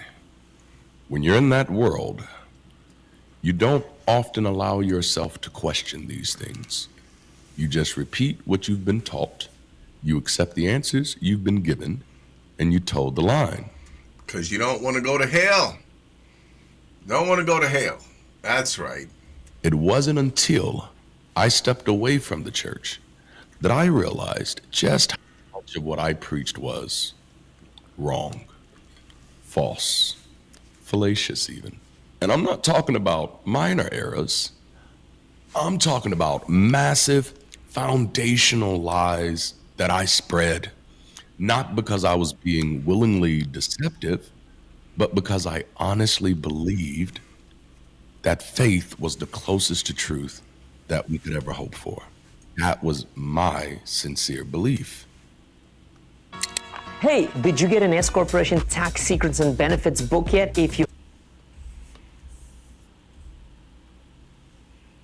are the lies that keep Christianity going.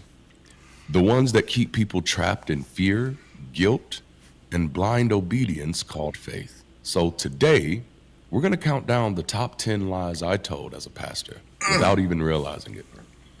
Let's get started. Number 10, God has a plan for your life. Oh boy. Oh, we love this one, don't we? I fucking love this one. Anytime tragedy strikes or anytime someone feels lost, here comes the go-to line, God has a plan. It sounds comforting, but it's a hollow platitude. And many times does nothing to provide any real comfort. If everything is part of God's plan, then that means suffering, abuse, and injustice are intentional, that they are by design. If that's the case, why pray? Why do anything? Why actually try to fix the problems if they're part of some divine blueprint? This lie shuts down critical thinking and convinces people to accept suffering instead of working to change it. Now, on that note, one thing that I will definitely say, again, Controversial Corner here, is that there is a doctrine that is still prevalent. In fact, it even exists. It exists in Islam. It also exists in the Hebrew community that says, to the Islamist or to the Muslim, if it happens, then it is the will of Allah. If you are a Hebrew, many of us feel, well, it must be the will of the Most High because it happened. Okay? And we forget certain scriptures that read, such as, they will come together, but not by me. In other words, I'm not the reason why they're coming against you. I'm not the reason for that. And let us not forget that there is such a thing in the world as injustice. There is a reason where the Most High, many times in the Tanakh, has had to tighten up the judgments and the judges in Israel and say, you are not judging correctly. You're not fighting correctly for the poor and for the widow and for the fatherless. You're not fighting correctly for them. They have matters that need to be adjudicated, and you're not judging properly. Okay, so therefore, even in Psalms 82, it says, you know what? I'm going to deal with you because you're not holding your position properly. You're not doing what's right. So there are injustices that do happen. The book of Ecclesiastes lets us know that time and chance happens to each and every one of us. Just because something happens doesn't mean it's the will of the Most High. So we cannot embrace that doctrine of predestination. We have to lose that Christianism that many of us have brought into the Hebrew walk. This was one of the many reasons that I deconverted, realizing that the work that I was doing was not actually helping to change anything. Because, of course, I believed that God had a plan. Number 9, the Bible is the Word of God, unadulterated, inerrant, the Word of God in full. I used to say this with absolute conviction, but honestly, I struggled in examining what that even meant. The Bible is a collection of books written by flawed humans over centuries, copied, edited, and mistranslated by people with their own agendas. But we call it God's Word as if we're a magical, flawless text delivered straight from heaven. Meanwhile, we cherry-picked what we liked and ignored the contradictions, the absurdities, and the outright atrocities. If the Bible is God's perfect word, then why did he get so many things wrong? This was a real... And see, this is why we do not subscribe to the Bible. Okay? This is why, as Hebrews, we subscribe to the Tanakh.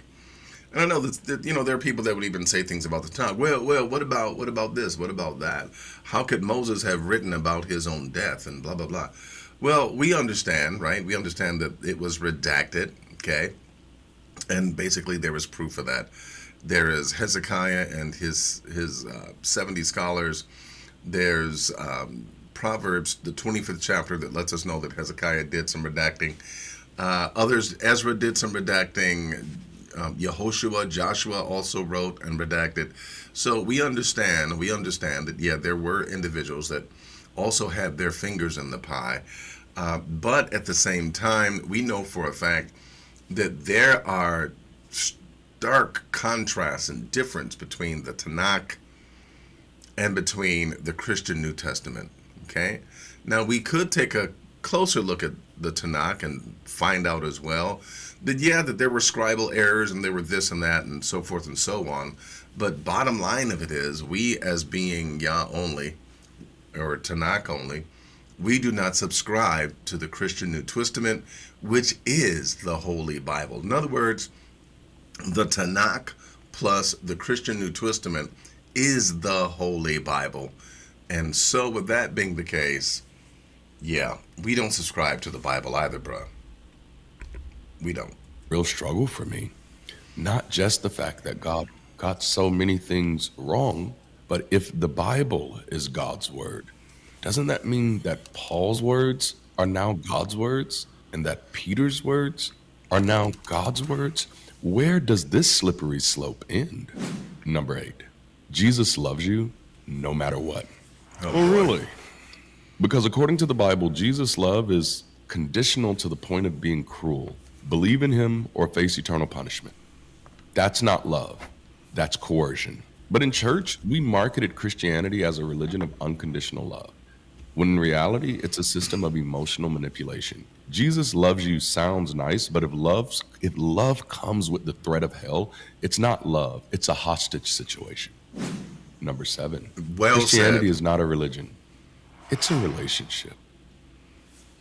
This was one of the most ridiculous word games we played. And I can about damn near remember when we started playing this particular game. We said this to distance ourselves from the baggage of organized religion. But let's be honest, Christianity is a religion, organized or otherwise. It has rules, dogma, rituals, and consequences for non-compliance. This relationship argument was just a way to sidestep accountability and pretend we were different from all the other religions we look down on. And honestly, the problem with religion isn't that it's organized. It's that it's false. Number 6. I think we're all familiar with this one. Prayer works. Oh, nothing works like prayer. I want to know, have you made this mistake with your holster? Now, okay, on this point, I'm going to disagree with him. If he's never received an answered prayer, hey, I don't know about him, right? I can't speak into that. However, I can say beyond the shadow of a doubt that communicating with the Most High is definitely real. And I've had prayers answered. I don't know about him. The opposite to be true. Nothing fails like prayer. If prayer worked, hospitals would be empty. Casinos would be closed down. We'd see double-blind studies proving its effectiveness. But instead, prayer only seems to work when the outcome is vague, coincidental, or could have happened anyway. The truth is, when people get what they want, they thank God. When they don't, they make excuses. Prayer is just a way to make people feel like they're doing something when they're actually doing nothing. Number 5. Kind of cynical, God bruh. answers in his own time. Need to walk that off. Oh, how convenient. This was our convenient escape hatch when prayer didn't work. If someone prayed for healing and didn't get it, God's timing. If they died, well, we don't understand his ways. No matter what happened, the answer was always the same.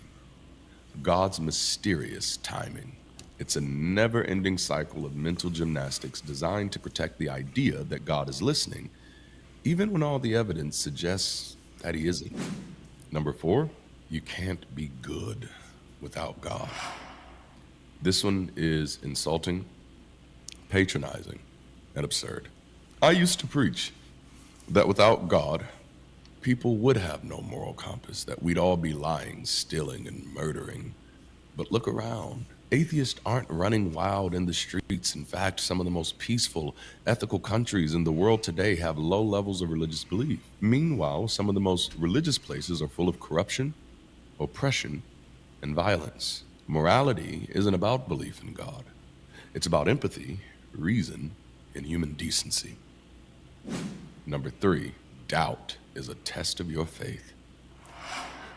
Whenever someone would start questioning, I would simply tell them most times that it's just a test. This is a test from the Lord, and that pushing through that doubt would make their faith stronger. But doubt isn't a test. It's a sign that something isn't adding up for you. Instead of encouraging people to explore their questions, we made them feel guilty for even having them. That's not faith. That's indoctrination. Number 2, hell is a choice. No, it's not. A choice means informed consent. If someone puts a gun to your head and says, "Give me your wallet or die," that's not a choice. That's a threat. Christianity does the same thing. Worship God or burn forever. No sane, loving parent would ever say, "Love me or I'll torture you." But somehow we accepted that behavior from a so-called loving God. The idea that hell is a choice is one of the most manipulative lies in Christianity. Now, before we get to number 1, if you like what I do and you want to show your support, click that like button, subscribe to the channel, and if you can, please share this to your social media. It really helps. Now, on with number 1 on our list. You have to have faith. This is the ultimate cop-out. Faith is just a nice word for believing something without evidence. When all else fails, when logic doesn't hold up, when questions get too difficult, the fallback answer is, you just have to have faith. That's not an argument. It's an admission that there's no good reason to believe. Faith is the last line of defense when religion runs out of excuses. As you can see, the deception from the pulpit comes hard and fast, but in a great many cases, you can only blame the pastor so much because they too have been deceived and indoctrinated. I genuinely believe the things because they were drilled into me from a young age. That's how religion works. It doesn't just control what you believe, it controls how you think about what you believe. If you're someone who's still in that world, questioning but afraid to admit it, just know that you're not alone. There are millions of us who've stepped away, who've asked the hard questions, who stood up to the oppression, and who found freedom outside of faith. And if you're watching that, you're already on that path.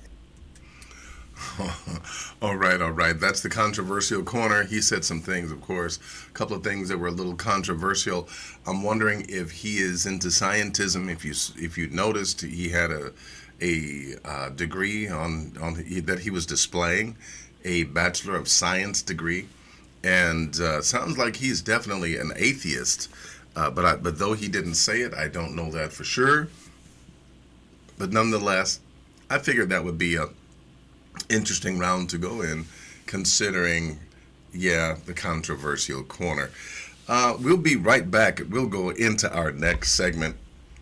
Give us a few minutes. We'll be right back. There are increasing numbers of Hebrew Israelites all over the world, from Asia to Africa, from Mexico to Germany. There are Hebrew Israelites that are coming together as a nation and as a family, and you are needed.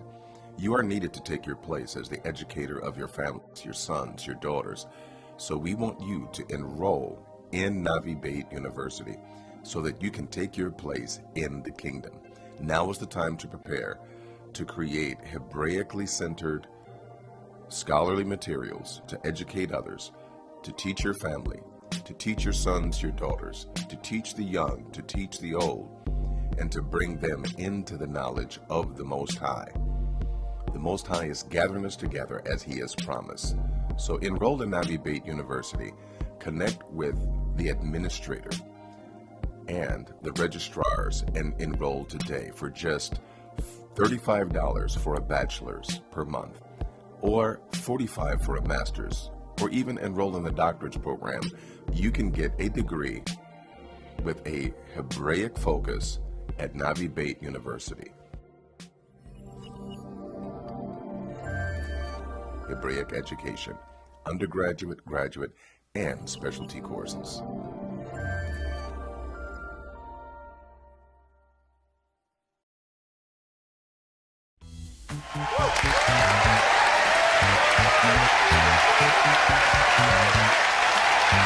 It's time. How Hebrew are you? It's your chance to show how much you know. It's time for How Hebrew Are You? A fun learning exercise for all I'm Malkir Uriel. Let's get ready to play.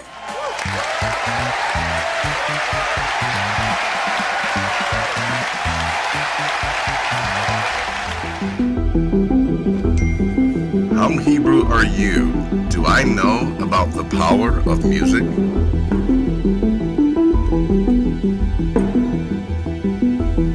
Do I know about the power of music?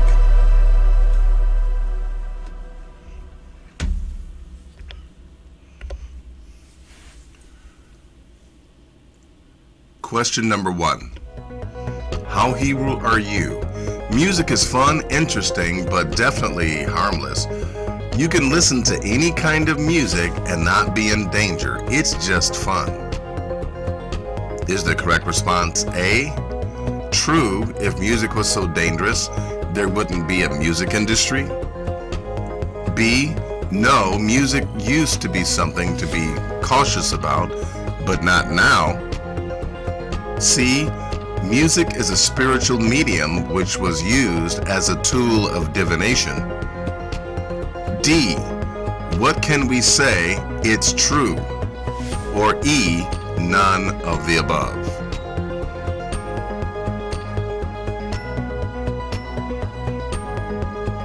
My brother Adrian weighs in with an E. Jermaine Deckel weighs in with a C. Kanaya Israel also weighs in with a C. Repentant and Saved weighs in with a C. Ben Naphtali weighs in with a C. Israel Young Lion says C. Josh and Penny also C. Michael Charles Marsh, yes, weighs in with the C. Is there anyone else?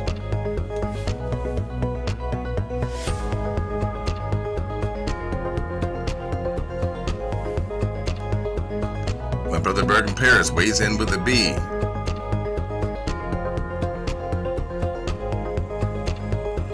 What is the answer? What could the answer be? No pun intended. The correct answer is C. Music is a spiritual medium which was used as a tool of divination. 1 Samuel 10:5. After that thou shalt come to the hill of Elohim, where is the garrison of the Philistines, and it shall come to pass that when thou art come there to the city, that thou shalt meet a company of prophets coming down from the high place with a psaltery and a tabret and a pipe and a harp before them, and they shall prophesy. Congratulations to everyone that got the correct answer.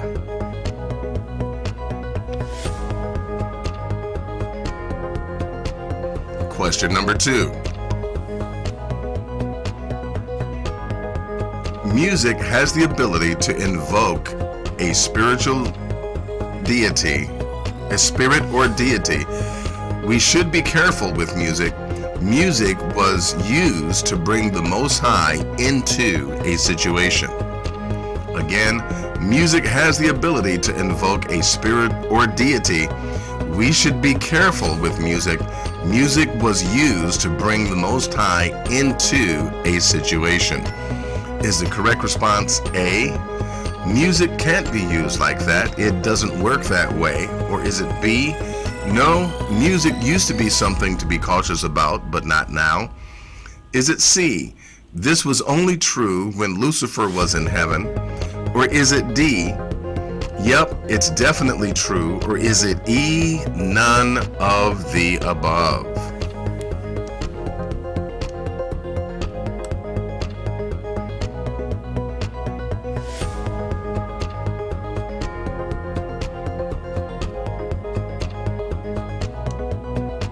All right, we have some people already weighing in. Kanaya Israel was the first to weigh in with a D. Also, Jermaine Dickel weighs in with a D. Michael Charles Marsh also weighs in with a D. My brother Adrian weighs in with a D as well. And Ben Naphtali weighs in with a D. Repentant and Save weighs in with a C. Israel Young Lion weighs in with a D. Repentant and Save changes it to a D. Josh and Penny says, hey, D, but don't know, but we're going to go with D. Jacqueline E. Bugs also weighs in with the D. My brother Bergen Paris weighs in with the D.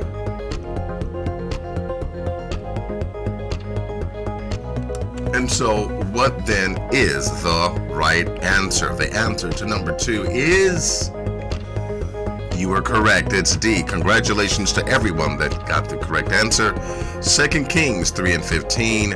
But now bring me a minstrel. And it came to pass that when the minstrel played, that the hand of Yah came upon him. The hand of Yah came upon him. That comes from 2 Kings 3:15. Music has the ability to invoke a spirit or deity. We should be careful with music. Music was used to bring the Most High into a situation. Yes, that is true. Question number 3. Music is so powerful that it was used to remove an evil spirit away from someone. Again, music is so powerful that it was used to remove an evil spirit from someone. Is the correct response A? Music can't be used like that. It doesn't work that way. Or is it B? Yes, music is used to affect the spirituality of a person. Or is the correct response C? This was only true when Lucifer was in heaven. Or D? Nah, it's definitely not true. Or E? None of the above. Repentant and Save weighs in with the B. My brother Adrian with the B. Kanaya Israel with the B as well. Bergen Paris with the B. Israel Young Lion with the B. Ben Naphtali also says B. Michael Charles Marsh weighs in with the B. Looks like we have a consensus. What is the answer to question number 3? Josh and Penny also weigh in with the D. With a B, I'm sorry, and as well Christine Croning weighs in with the B. Jacqueline E. Buggs weighs in with the B. And what could the answer be?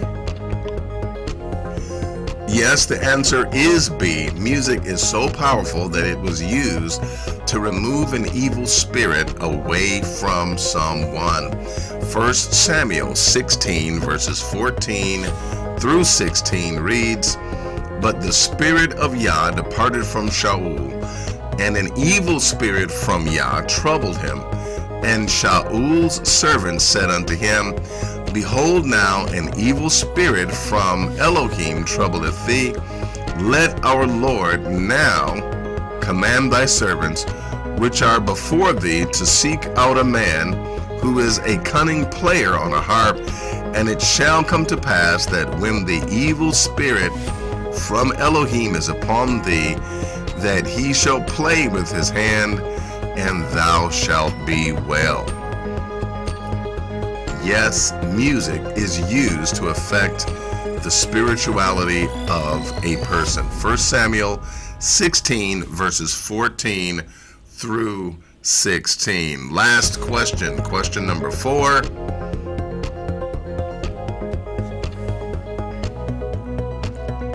How Hebrew are you? Music was not commanded by the Most High to be a part of the temple. The priests were only to tend to sacrifices. Again, music was not commanded to be a part of the temple. The priests were only to tend to sacrifices. Is the correct response A? That's right, because music can't be used like that. Or B? No, music was so powerful the Most High told them to add it. Or C? Solomon added music after he married his 300 wives. Or is the correct response D? Yeah, it's definitely true. Or E? None of the above.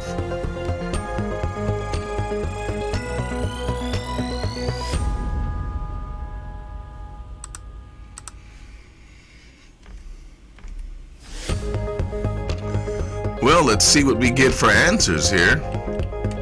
Looks like we have a consensus already. Jermaine Deacle weighs in with a B, as well as my brother Adrian weighs in with a B. Repentant and Save, B. Michael Charles Marsh, B. Christine Croning, B.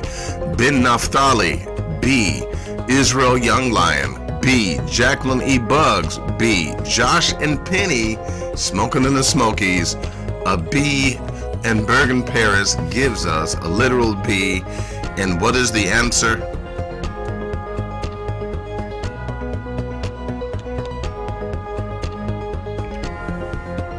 Yes, it is number B. No, music was so powerful, the Most High told them to add it. First, 2 Chronicles 29 and 25. And he set the Levites in the house of Yah with cymbals, with psalteries, and with harps, according to the commandment of David, and of Gad the king's seer, and Nathan the prophet, for so was the commandment of Yah by his prophets. Congratulations to all of you that did get the correct answers. Congratulations. This has been How Hebrew Are You?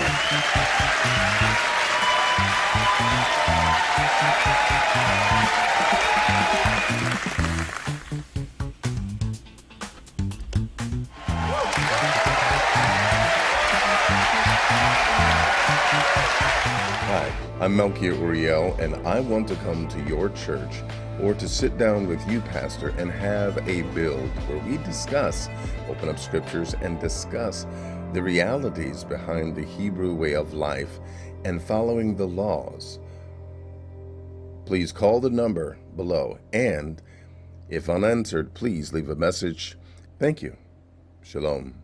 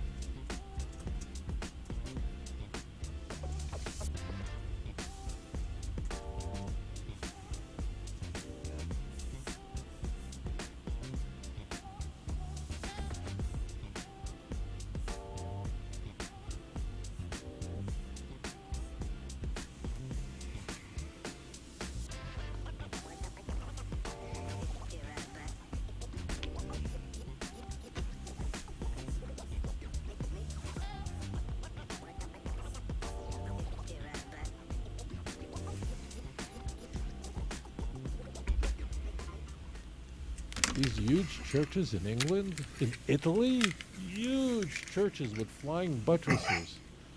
They're empty.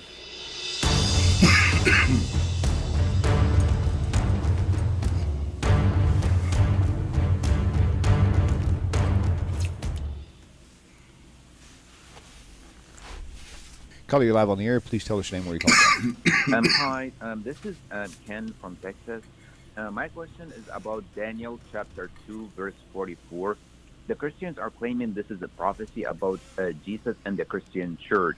So Daniel, he's saying here, in the days of these kings, God will establish a new kingdom and it will crush all other kingdoms. The Christians are saying, like, at the days of these kings, at the days of the Roman Empire. So the new kingdom has to be established during the time of the Roman Empire. And the only change that happened during the time of the Roman Empire is the establishment of the Christian religion. So how would you... Using the right weight matters. The body pod lets you easily... Onto this. Okay. Go and hang up now, Tony, if you answer. Thank you, call. I'll tell you the truth. I don't know why people fall for this. Daniel chapter 2, is it the most famous chapter in Daniel? Maybe. Daniel is interpreting Nebuchadnezzar's dream. What comes into view is the statue made of 4 sections: the head, the chest, the legs, and the feet. When you see the 4 in Daniel, Zechariah, it's the 4 kingdoms. It represents Bavel, the golden. The silver is the Persian Empire. The bronze feet, that's the Greek Empire. And the legs of clay and iron, which don't adhere to each other, that's Edom, that's Rome. That's the end. What happens at the very end is a stone is thrown, but not from a human hand. And because the clay and iron don't adhere to each other, this is Rome, this is Christendom, that's Christianity. Why is Christianity so divided? So, I mean, there are other religions that have, but to be so divided where they kill each other, with the bloodiest religious war in human history was an interreligious war between Catholics and Protestants that lasted for 30 years. Where all of the Holy Roman Empire, all of Germany was eviscerated, destroyed. 8 million people killed in a 30-year war that changed the way people look at religion. You think it's an accident that it is following that war that you have people like Spinoza emerging in the late 17th century? In the 18th and 19th century, Germany is producing some of the most anti-religious literature. No, that's the result of it. The schism between the East and the West in 1054, the Protestant and Catholic split in the 16th century, and I'm not a fan of Roman Catholicism at all.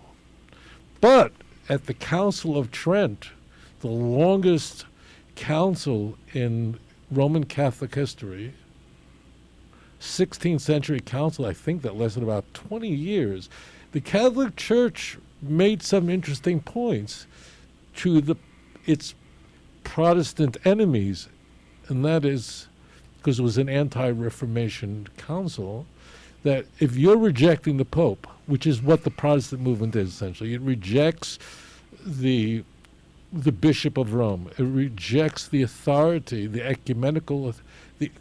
ecclesiastical authority of Rome.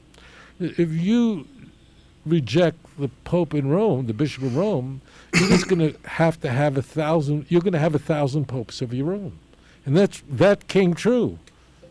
So this is all Christianity. That means Christianity is this religion that just doesn't adhere to each other the way iron and clay do not adhere. And please read it in context. And go back to Daniel 2, verse 41, 42, 43, right? That's the whole meaning. When Hashem says that, and finally at the end, this will be destroyed. Edom is going to be destroyed.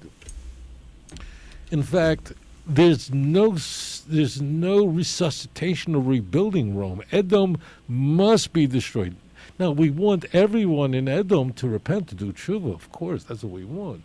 But then God will set up a kingdom that will never be destroyed. And this is the kingdom that will endure forever, where all this war will come to an end, when everyone will serve God and the Mashiach. Daniel 7:13 and 14. Daniel 7:13 is the most quoted passage. I think it's about the most quoted passage in the Christian Bible. Christians ought to be familiar with this. And Nebuchadnezzar is going to set up a statue of gold because he's going to say, I'm not going anywhere. And he's going to find out in Daniel 4 that he's very much going somewhere, and that's down. That's another dream that's going to be interpreted. So the four kingdoms that come into view are the same kingdoms that are in view in Daniel 7. The lion, that's Babylon, that's the gold. The bear, Persia. Leopard, Greece. 4 heads because Alexander the Great died young and 4 generals took over his kingdom. And then Edom, and then Rome. And then that's destroyed. In its place, there'll be a kingdom that will reign forever. And the Catholic Church, this is your idea of a kingdom? I'll tell you funny things. I just came back from Europe, from Germany, lecturing there. You know what these churches are in these cities in Europe? Largely, they're museums, they're tourist sites, they're empty. I'm not kidding. Many of these churches that were built in the medieval period, today people just visit them. These huge churches in England, in Italy, huge churches with flying buttresses. They're empty. They're empty. A bunch of old people lighting candles. They're gone. It's over with. It's done. The Jewish people must return. The Mashiach will come. When Mashiach comes, the whole world will know the truth. And there'll be only one king, and that's Hashem. How do I know it? Because the God of Israel tells me. How do you know? Because Zechariah says so. V'hoya Hashem l'melech ha'kol ha'aretz. Bayom hahu yeh Hashem echad u'shmoi echad. In that day, God will be king of the whole world. What do you mean in that day? I thought God is king of the whole world. Well, if there are subjects that don't recognize God, which there are in Europe, in the Catholic world, that means he's not. Not everyone's accept. But in the Messianic age, everyone will.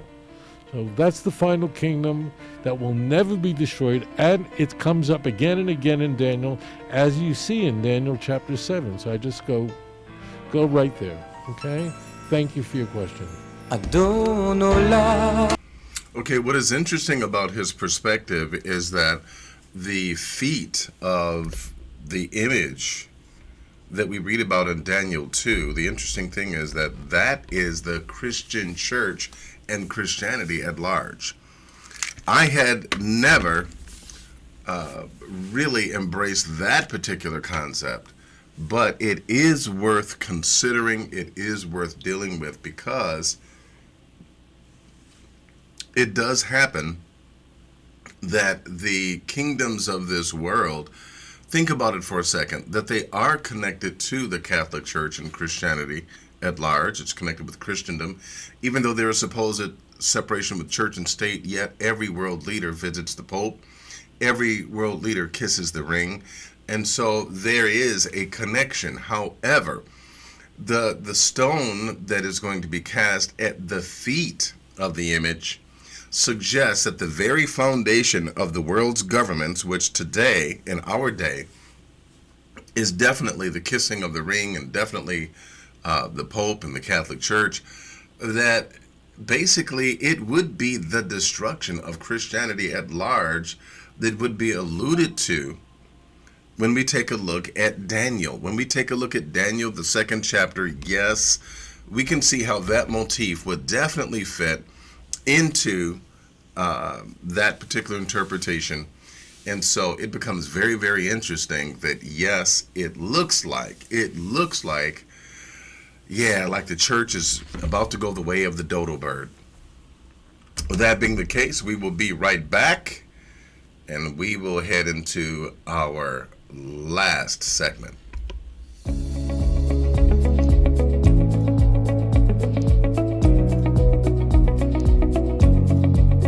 Hi, I'm Melchior Uriel, and I'm so delighted to meet you. I'm glad that you stopped by. I'm glad that you're curious, and I'm glad that you clicked on the video.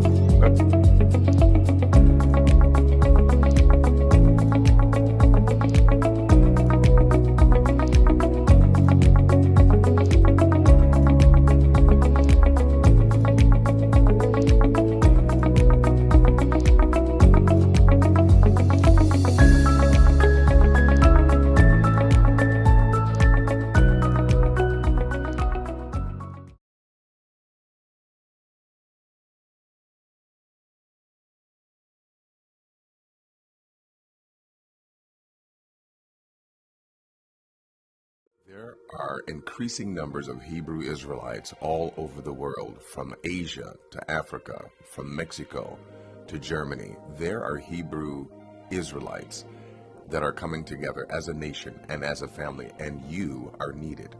You are needed to take your place as the educator of your families, your sons, your daughters. So we want you to enroll in Navi Beit University so that you can take your place in the kingdom. Now is the time to prepare to create Hebraically centered scholarly materials to educate others, to teach your family, to teach your sons, your daughters, to teach the young, to teach the old, and to bring them into the knowledge of the Most High. The Most High is gathering us together as He has promised. So enroll in Navi Beit University, connect with the administrator and the registrars, and enroll today for just $35 for a bachelor's per month, or $45 for a master's, or even enroll in the doctorate's program. You can get a degree with a Hebraic focus at Navi Beit University. Hebraic education, undergraduate, graduate, and specialty courses.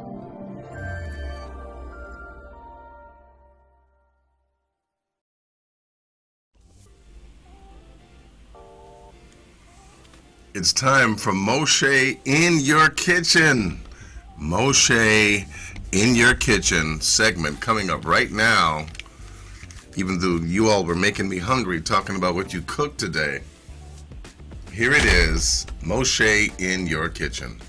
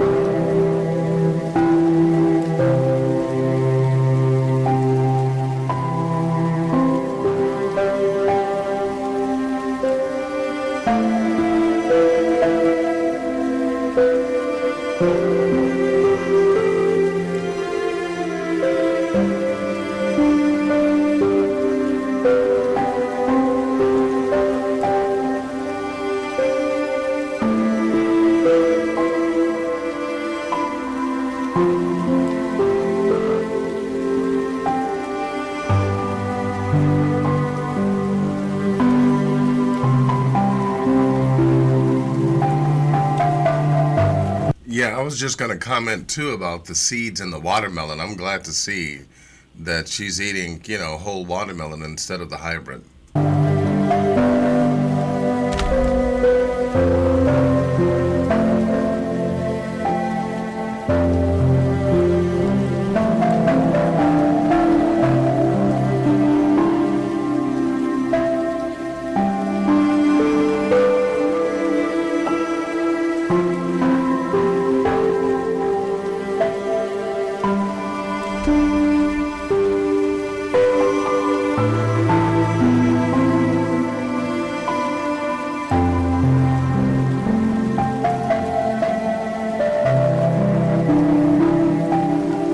I don't know what it is, but I am officially hungry.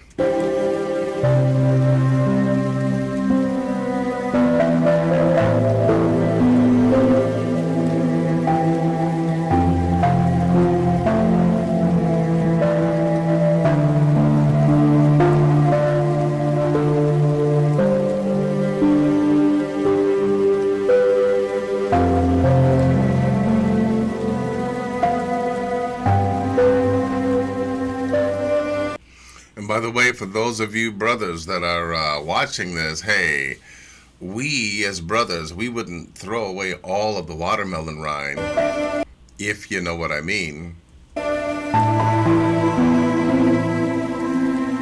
The white part of the watermelon is good for us, my brothers.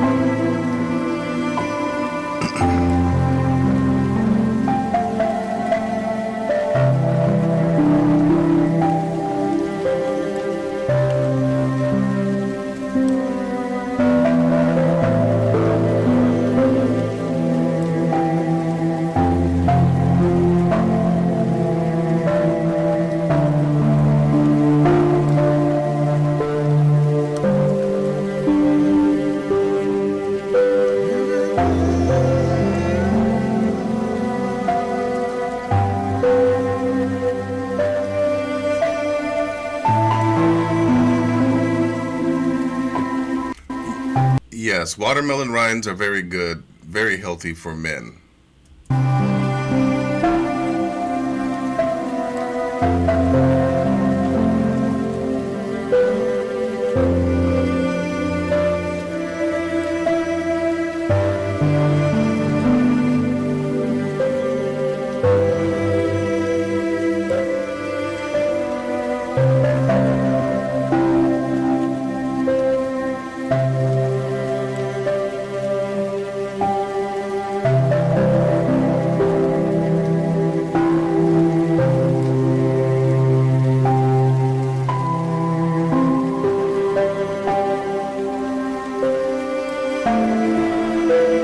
That's a nice juicer.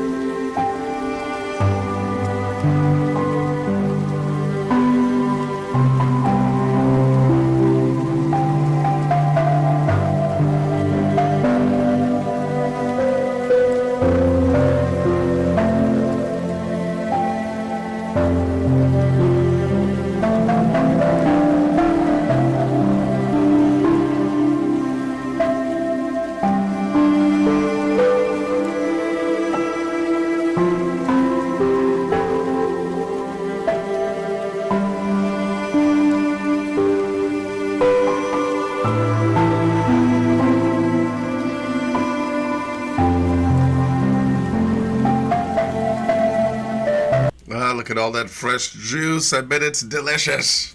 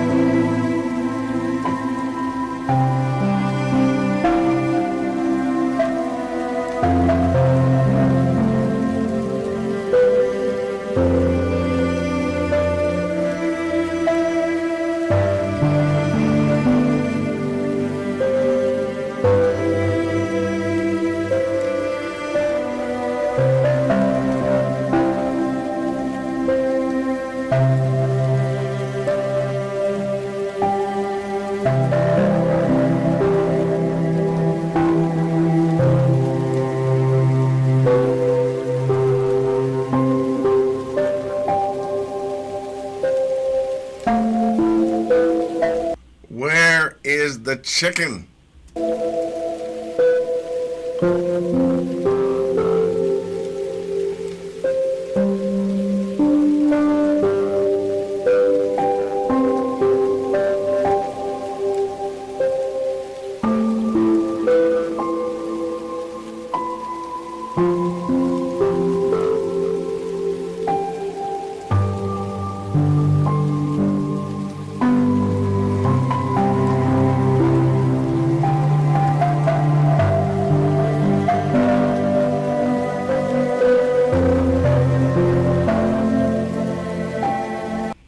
What are those, corn dogs? What?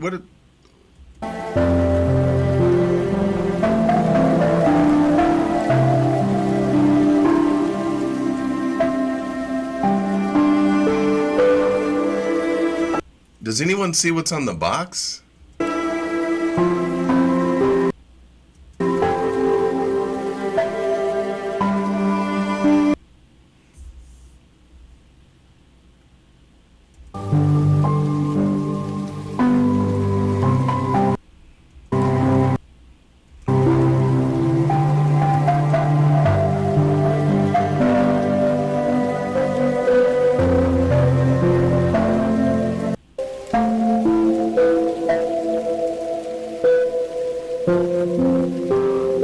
I just have to say, oh, those are turkey sausages. Okay, I'm like, what is that?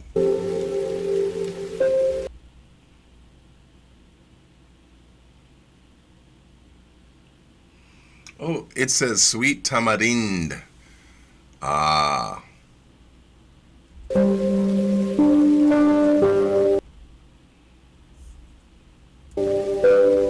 Yep, tamarind.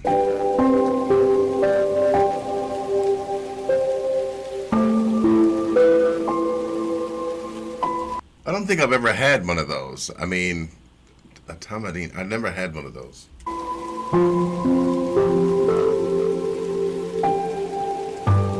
They look like little hot doggies. Look like little hot doggies.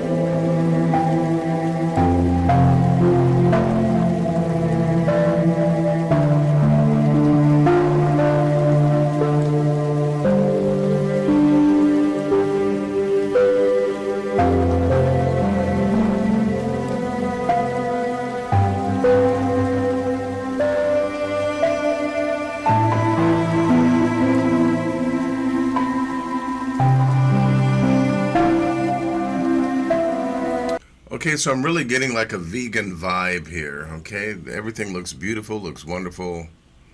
It's still making me hungry.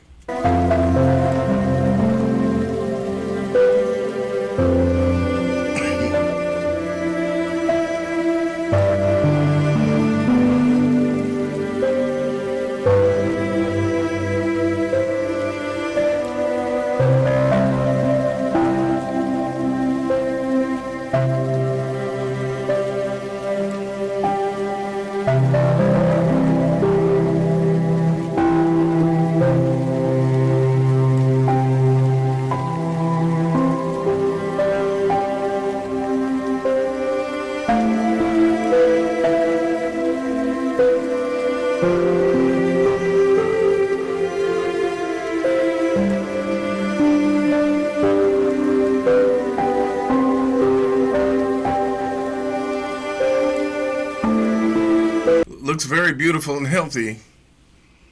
I don't see no chicken.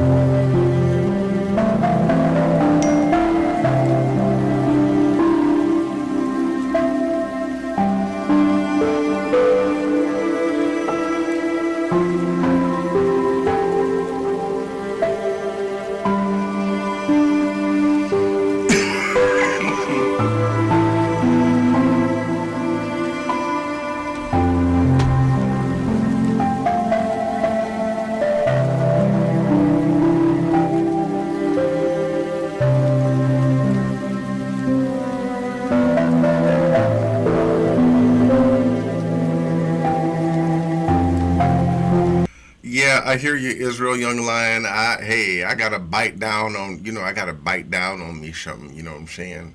Some chicken or, thigh or something.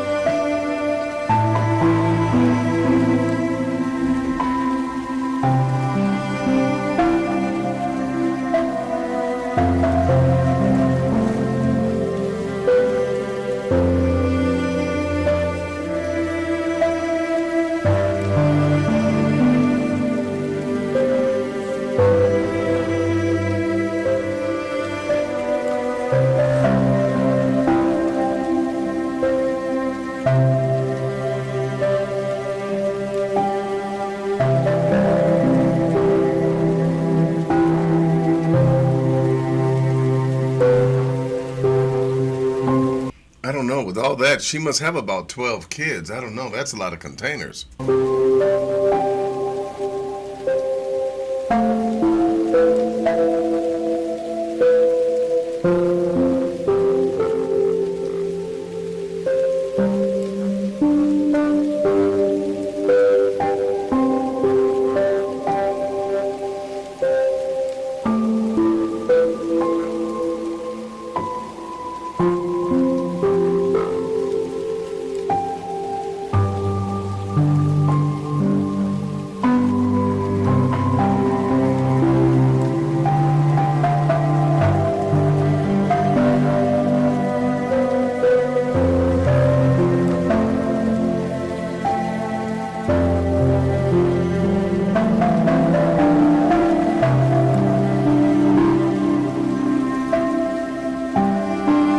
Okay, so my mission on this week is to get me some tamarines and see how those really taste.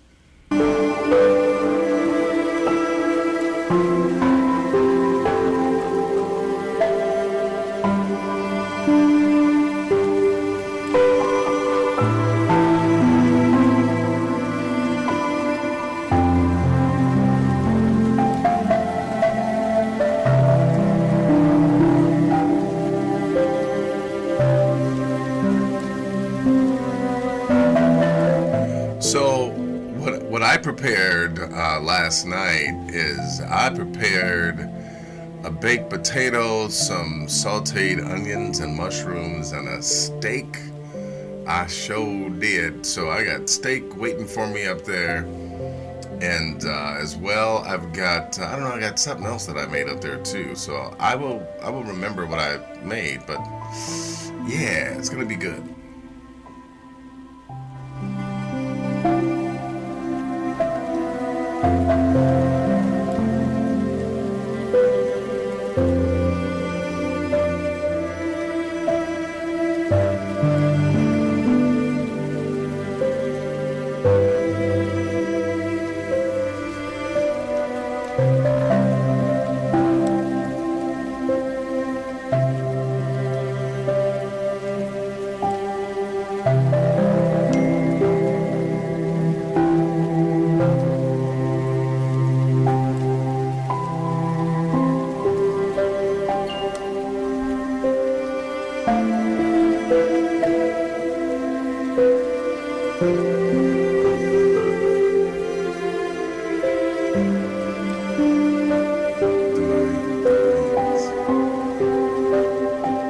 Now you're gonna make me look up the spelling for that Ben Naphtali. You're gonna make it. They're tamarins. Look, man. You know what I'm talking about.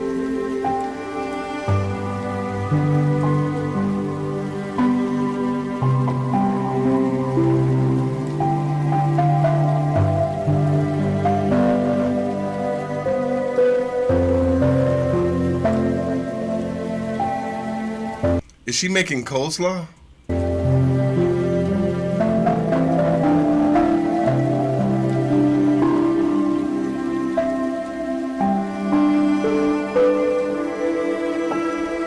Watch your fingers, watch your fingers.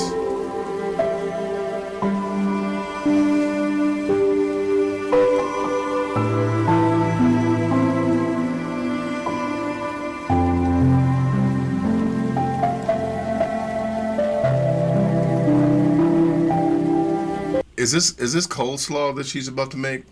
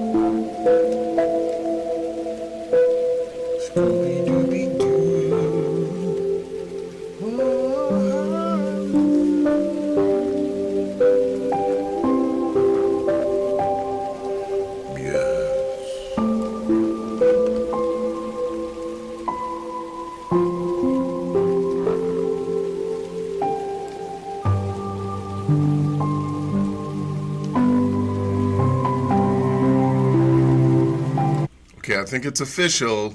Definitely vegan.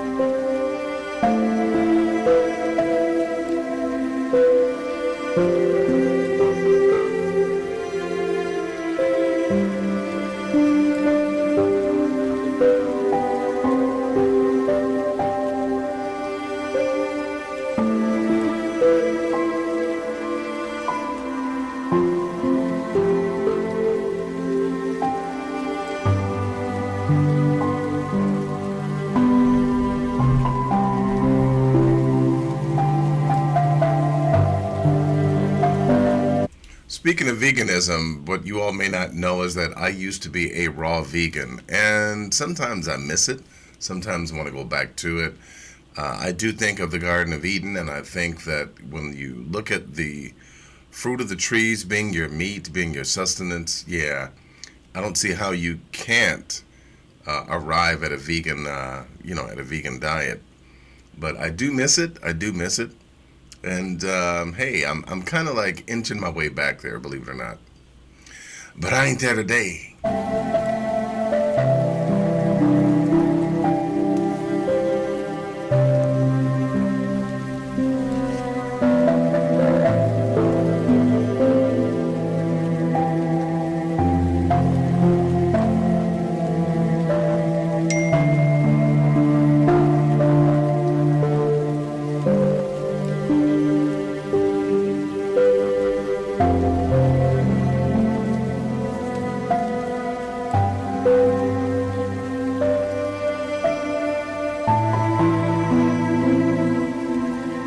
Oh, is she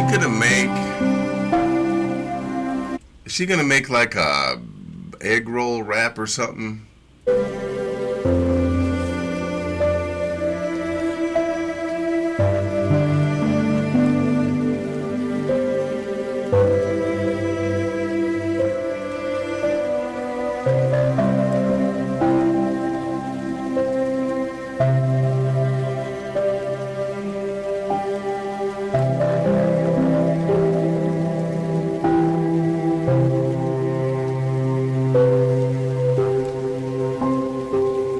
To my sister, Kanai Israel, are you a pescatarian or do you eat meat in general? Or some people don't eat beef, but they only eat, chicken or fish or just fish.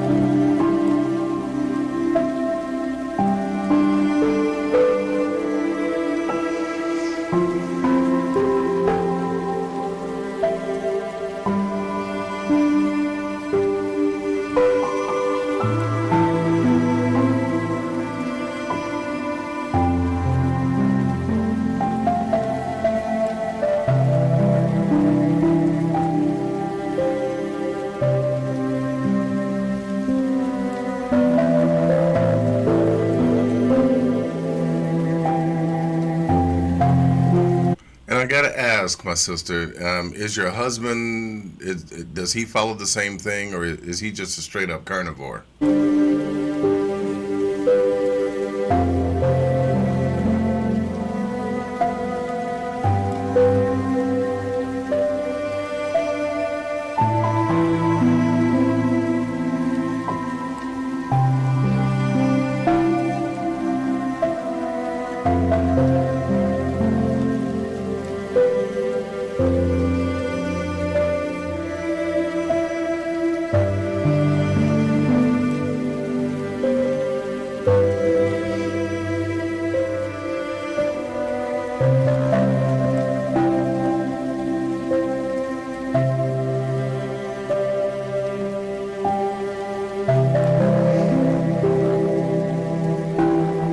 What concerns me about the wrap is that, they're feeding us so much plastic nowadays. You have to watch out for your rice. Some of your rice is actually plastic. I mean, it's just, I tell you, you have to watch it.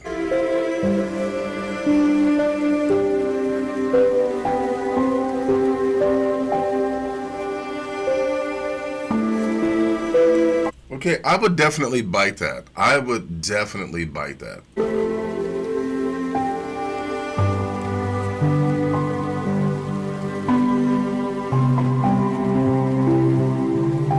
Okay, you can tell it's good when, when they taste it and they do a little dance.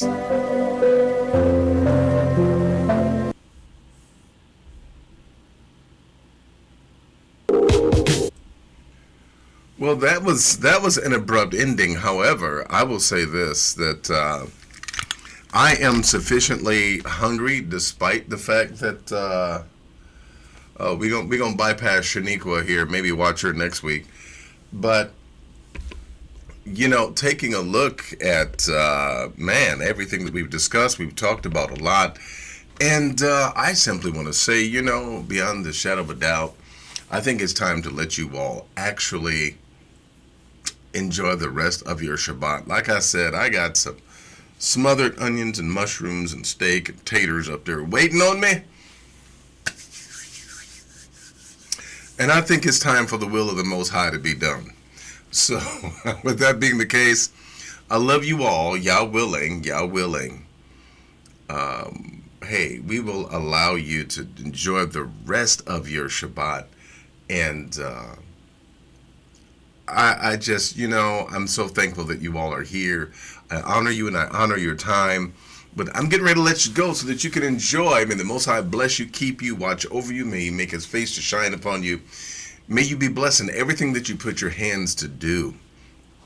I pray that the Most High continue to protect you and to keep you out of fear, keep you out of harm's way, keep you safe, and make sure that you're on the path to salvation and goodness. I mean physical salvation, of being out of this situation that confronts us. And I pray that the Most High bless you all.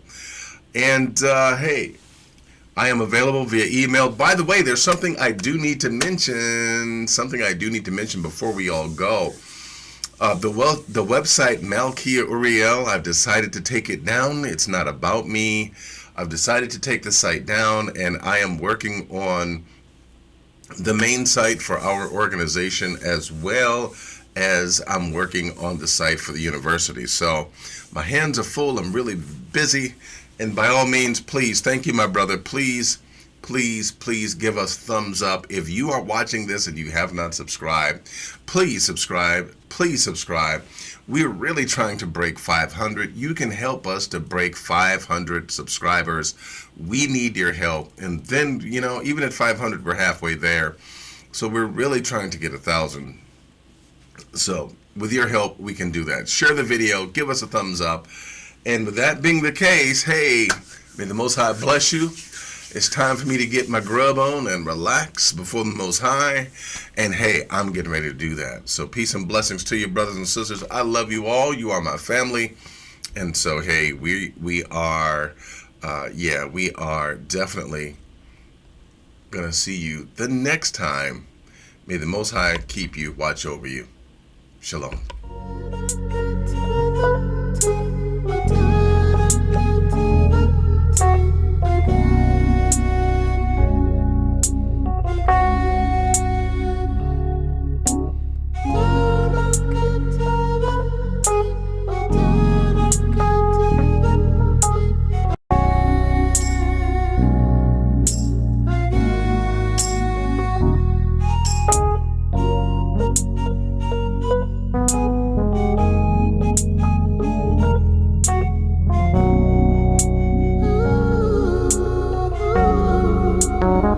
Thank you.